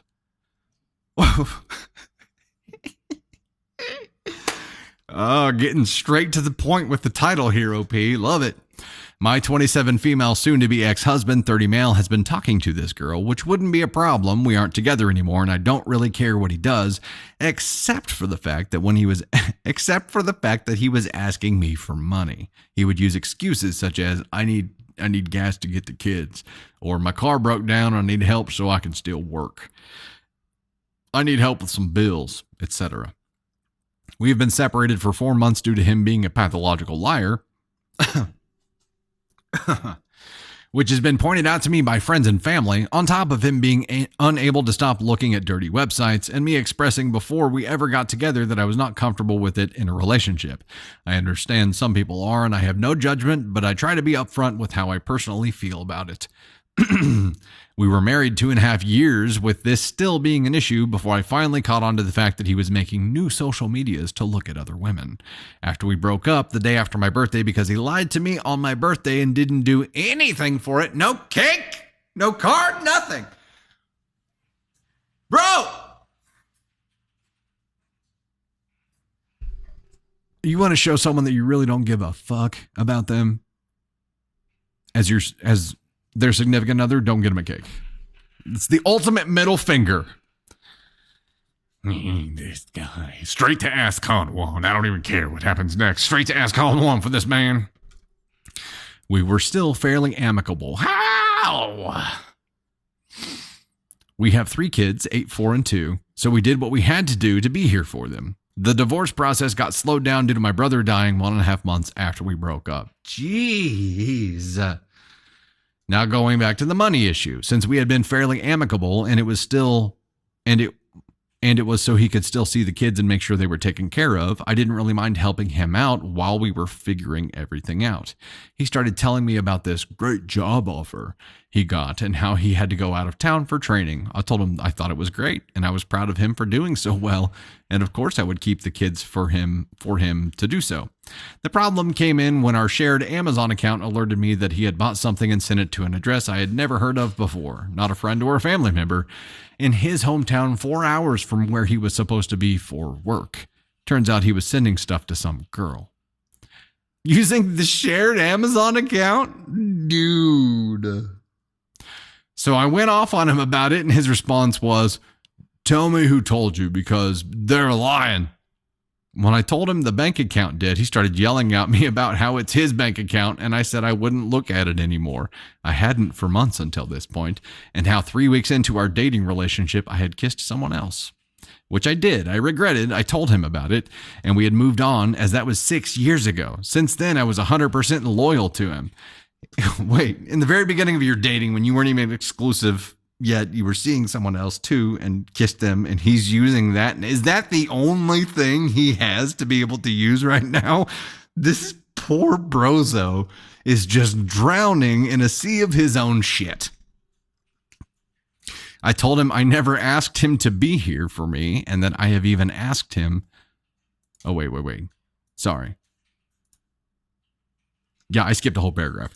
He also yelled about how he's been here for me through our breakup, and I'm ungrateful for not appreciating how much he has been here for me after what happened with my brother.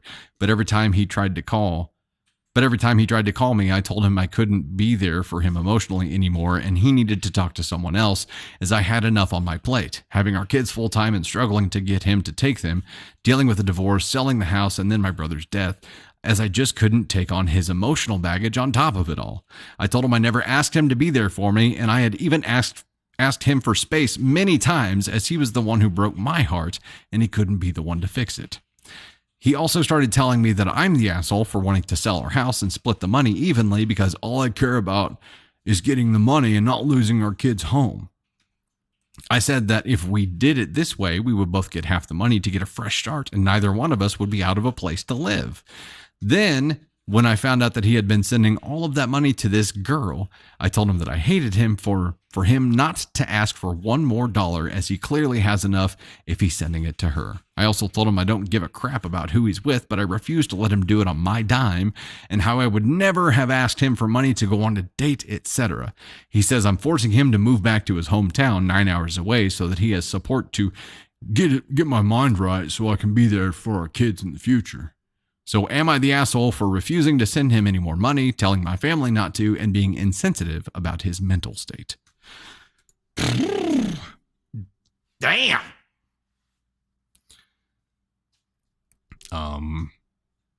This is... Wait. Crazy Canadian, is this your freaking story?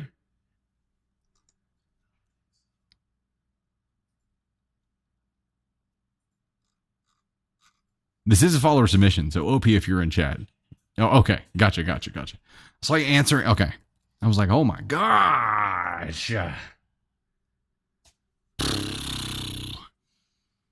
Yeah,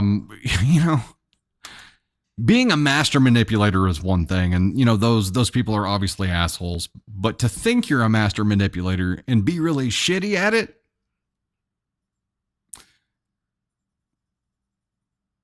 I'm definitely like, OP, you're going through some shit here, and I'm sorry for every single ounce of it. There is a crazy amount of humor to me in seeing how bad at this your ex is. I mean, he's bad, but thinks he's suave. It's just not okay.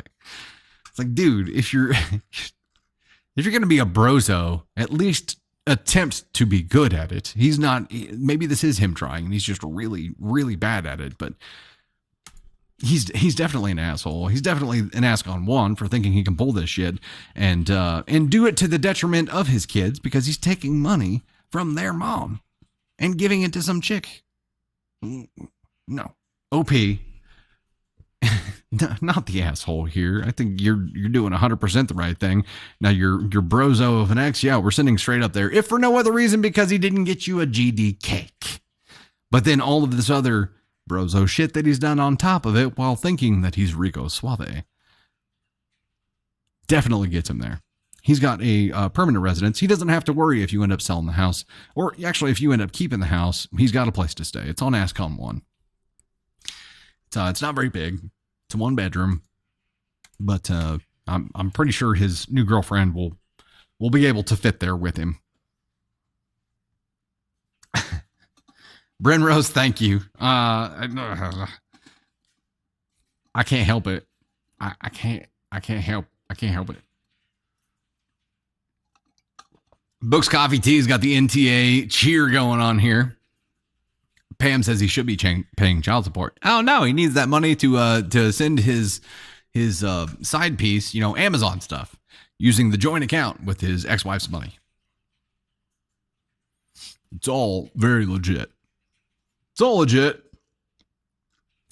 Bundy Gal, thank you so much for the follow. I appreciate that. Allie, thank you for sharing the live. Thank you so much for that. Karina with the paper cranes, thank you so much. in the joint account. Yeah. It's such a brozo move. The fact that he's just really bad at it, but thinks he's really good at it. Like, dude. Buddy Gal's in Australia. Heck yeah. Good day. Get your brekkie. Oh no, that story actually reminds me of my brother's ex-wife, Sarah. Dang. Ash and Jerry, thank you so much for sharing the live. Appreciate that. We're going to dive into our next one here. Hope they don't have a joint account. Well, there was the thing about the bank account that OP said, and he said it was his account. So I guess they must have separate finances, at least at this point. But they have a joint Amazon account. Hey! Hyde Vamp is in Australia also. Hello. Don Sully with the hat and mustache. I never see them when they pop up here, but I know it's there because I see it there. Jules is in Australia as well. We have a really good following in Australia. Y'all are awesome. Oh, heck yeah. Odin677 says my wedding was 2 weeks ago and it was peacefully and 5 cakes. Many years of happiness for you. Did you do the thing where you take like the cake topper and freeze it for the 1 year anniversary?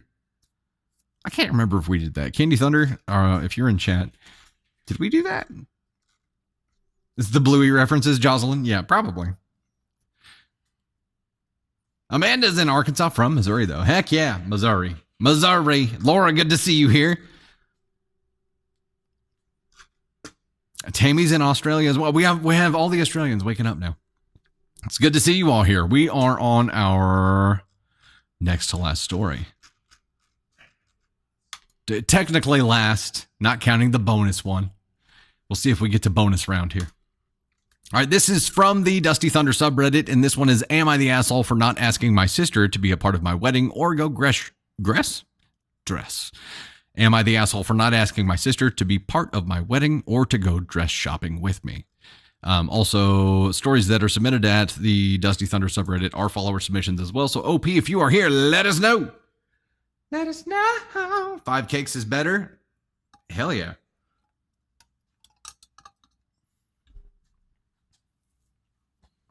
Have you seen Candy Thunder pop up? No. I know she's got her hands full. A little background, my sister, 25, and I, female, 23, have never been very close and still aren't. She got married a few years ago and asked our other 2 sisters, her friend and her sister-in-law, to be her bridesmaids, leaving me out. I was very upset and basically refused to go to the wedding and only ended up going because my parents made me. She also treated our parents like absolute garbage during her entire wedding plans, and that also upset me. Now, I am engaged and am getting married next year. I have already picked and asked my bridesmaids, my party including my little sister, my cousin, and 2 of my friends. My older sister and my cousin aren't getting along because some of the things my sister did and refuses to take responsibility for, and they are things that are affecting my entire family's relationship with my sister. Ooh, you mean she got spicy with everyone? Shocking. I went dress shopping a few months back and invited my little sister, my cousin who lived in the city we went shopping in, my mom, my future mother-in-law, and my fiance's grandma. I did not tell my older sister we were going, and I didn't tell her who went in hopes of sparing her feelings. When she found out that we went, she was very upset that I didn't ask her to come, but my cousin got invited, and she sent me some text about how it wasn't cool of me to ask my cousin to be a bridesmaid and not her, along with not inviting her to go dress shopping with us. This started a bunch of extra drama as she also sent it to our youngest sister as well. She ended our argument over text with just a bye, to which I replied, bye, and it was left at that. I personally don't think she really has the right to be mad at me, seeing as she was really shitty to me when it was her wedding and didn't want me involved in her wedding, so why would I want her involved in mine? Am I the asshole? OP's 23, sister's 25. Thoughts here? Answer already no. Oh. Merritt's making a cake right now. Devil's food cake with strawberries covered with Swiss buttercream. Damn! That sounds really, really good. Oh. Black Butterfly NTA from Trinidad and Tobago. Heyo. A bunch of NTAs. NTA. Not the asshole. However, is this tit for tat? Is my question, OP, if you are here, is are you only doing this because she did this to you? Or is it because, like you said, well, it's not. You explained it. There's other drama, and because your cousin is in the wedding, your older sister and your cousin aren't getting along because your older sister pulled some other bullshit that has created drama here. So, no, it's not just that. It's not just the tit for tat. I'm sure that was a motivating factor here. And if it was just the tit for tat, I'm like, we're just escalating. You know, you're going to trade blows for the rest of your life, and that's how it's going to be. You do have the choice at some point to put a stop to that. You don't have to, but it's an option. But it's the other stuff. So really, you could say here that because your cousin, you wanted to be in the wedding, and because there's drama between them, you had to make a choice, and you chose your cousin. And the fact that your sister didn't invite you to be a part of her wedding obviously weighs into that decision, and that should be pretty easy. I mean, no one really can argue with that logic. Your sister would, and then she just end the conversation with bye. But, you know, it's solid logic.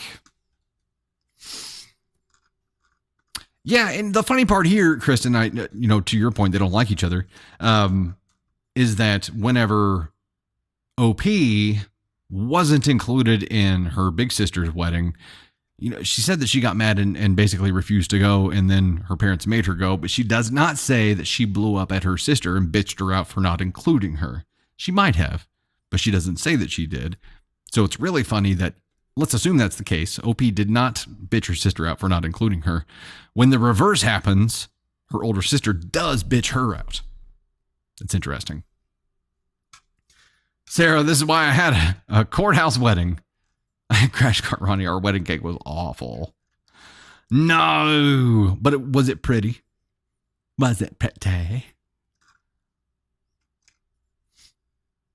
Why would she want, Jocelyn says, why would she want someone who doesn't like her in the wedding party more opportunity to ruin it? Agreed. I mean, it would be out of obligation, and that's not why you should have some people in there. In your wedding, it's not why you should want to make someone part of your special once-in-a-lifetime occasion. No drama. No drama. We do not want the drama. Side note, Candy Thunder says that I've really been pushing Madagascar 3.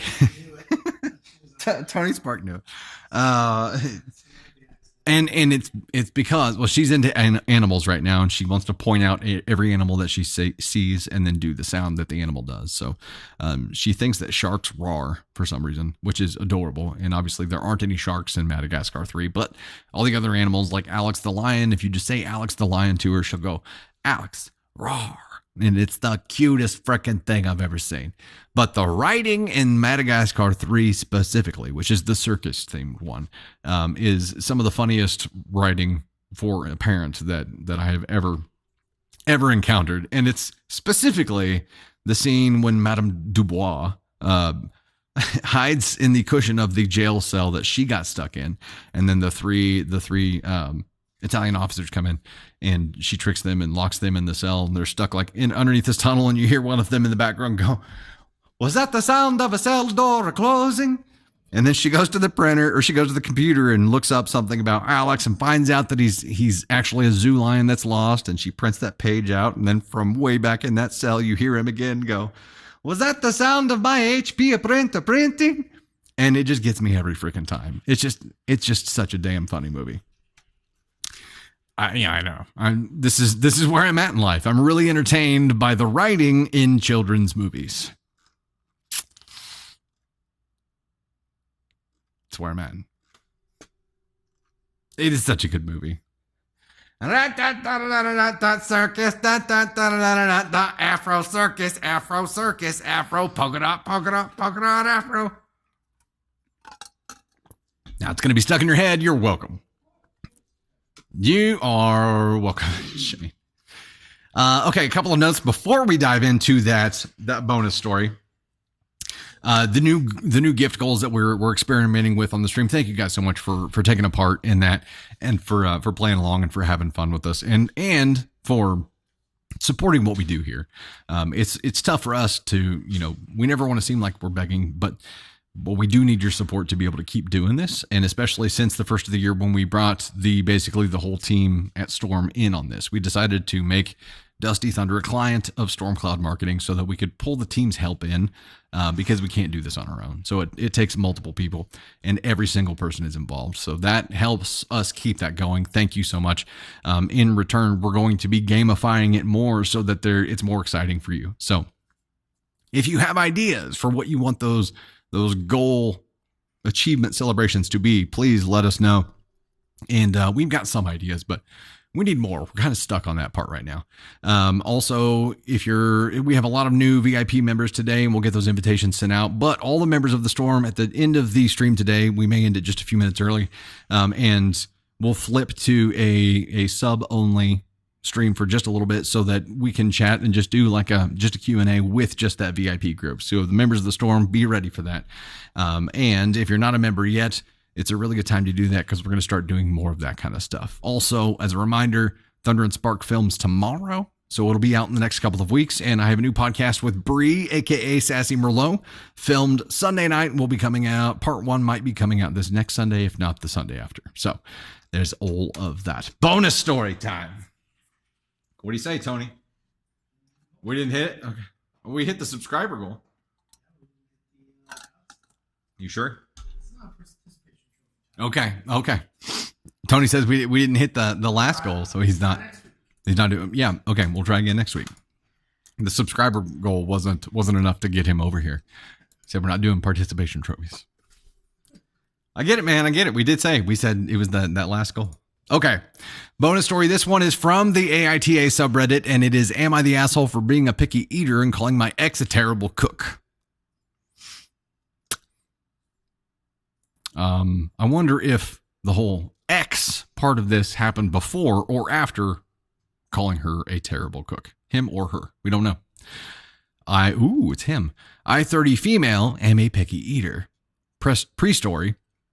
When I was younger, it was impossible to make me eat a lot of food, and I was also diagnosed with some sensory issues while eating. That is part of the pickiness. Things got better as I grew older, and I was able to cook for myself the dishes I like that are nutritionally healthy. Mainly, I don't like foods that are drenched in fat and feel heavy. I was lucky to get a well-paying job early in my life, 20, so instead of cooking, I have decided to try the ready meal delivery service, as a lot of these are healthy and offer a choice, and I hate cooking. At 21, I got married to Pete, 23 male. Pete insisted on cooking himself and made me try new foods and was very against me ordering the ready meals.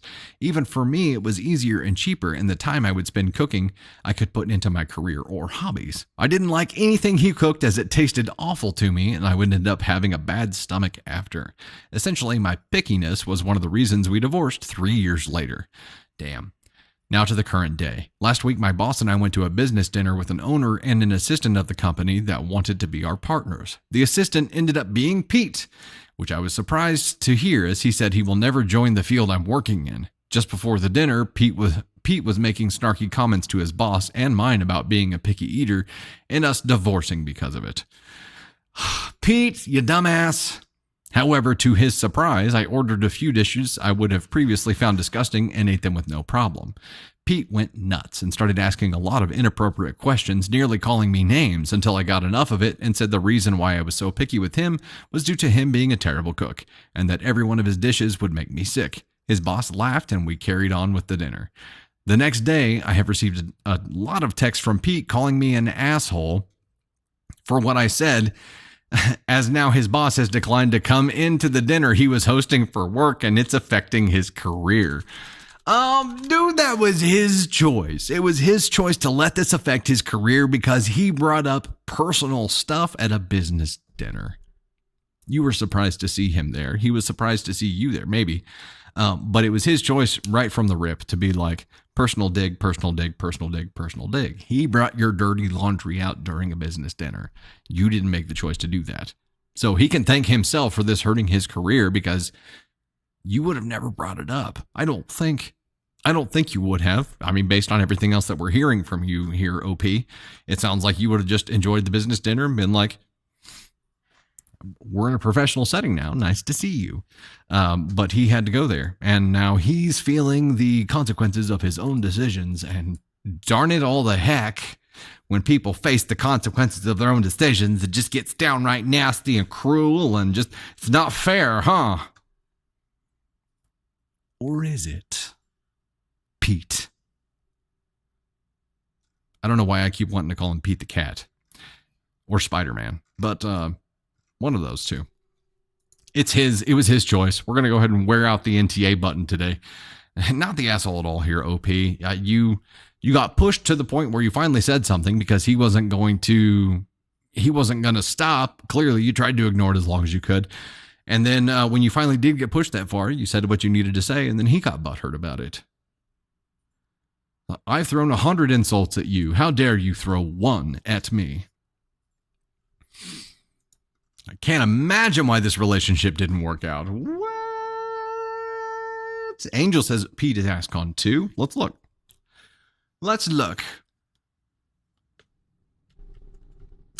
I just had a random thought, but it would be really funny at some point here to be like, you know what? Let's talk to Pete. Dialing him up and have him ready on pull him in on a video call here and be like, Pete, why? Why did you do this, man? No, we're just looking at the scale here. So that's definitely shouldn't have done it. Is it a terrible human thing to go to that personal playground and be a bully in a business dinner when they didn't expect each other to be there? Or is it a ascon 2 definitely shouldn't have done that, or 3 should have done it differently? No, we're above 3. We know that. Is it 2 or is it 1? Lady Vile, yeah, because the one she threw stuck and his fell flat. Much like his cooking, his insults were terrible. Stream didn't freeze. I'm just standing awkwardly like this. We got ones and twos. What did he think he was going to gain from this Muckle Puff? I don't know. That's if you're sitting at a business dinner, right? And his boss was there and your ex-wife is there. Why on earth would you risk your professional reputation by engaging in a heated personal battle right then? Why? I do not understand doing this at all. So I'm trying to bait her into it was probably his main goal here. He was trying to bait her into something that would make her look really bad and for her to suffer some kind of pain for it. And that is a terrible human thing to do. I think any time that you don't have that separation and you try to use personal things to as ammo in a business setting, it's a terrible human thing to do. You have to have enough respect for someone's livelihood to not throw mud at them professionally, at their livelihood. We got 1, 2, 1, 2. It's a combo. He's both a 1 and a 2. It's like a traditional English trifle. He's an ascon 1. A little bit of 2 in there. Pam, yeah, what he did made him look bad. Agreed. Okay. You know what? We're going to go ahead and shut down just a few minutes early now so that I can flip over to the VIP only stream. Yeah, we're going to do it. It's going to be the first one ever. I'm probably going to screw it up, but I'm going to attempt it. Pretty sure I have to end this stream, change a couple of settings, and then start a new one up. So thank you guys so much for being here today. You guys are amazing. And as we're experimenting with these gift goal things, thank you so much for playing along and never feel like you have to contribute to them. Obviously, we don't want you to do anything that you don't feel comfortable doing or that would cause you pain. So those who are able to give and give, thank you so much. Those of you who can't, like sharing, commenting, liking, all of those things help us equally as well. So thank you so much for helping in any way that you can. We will have this video, the recording of this video, posted up on YouTube tomorrow so that you can catch up on it, or if you missed part of it, go back and watch that and be looking out for that. Otherwise, we'll see you with a multi-stream on Sunday or Monday night, probably Monday. And I'll see you next Wednesday right here. And we'll probably go TikTok only for that next Wednesday one as well. So thank you again. Much loves. VIP Storm Crew, I will see you here in a few. We'll loop it out.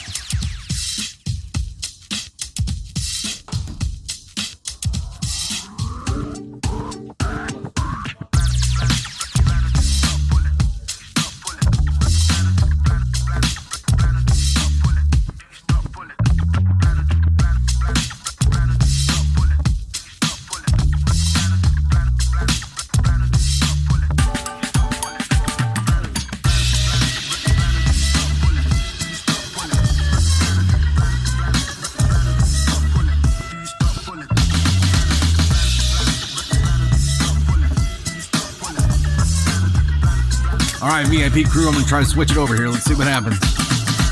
I'm scared. You should be too. We're all scared. Everybody else have a good night. Appreciate you being here. Or day if you're one of the Aussies here.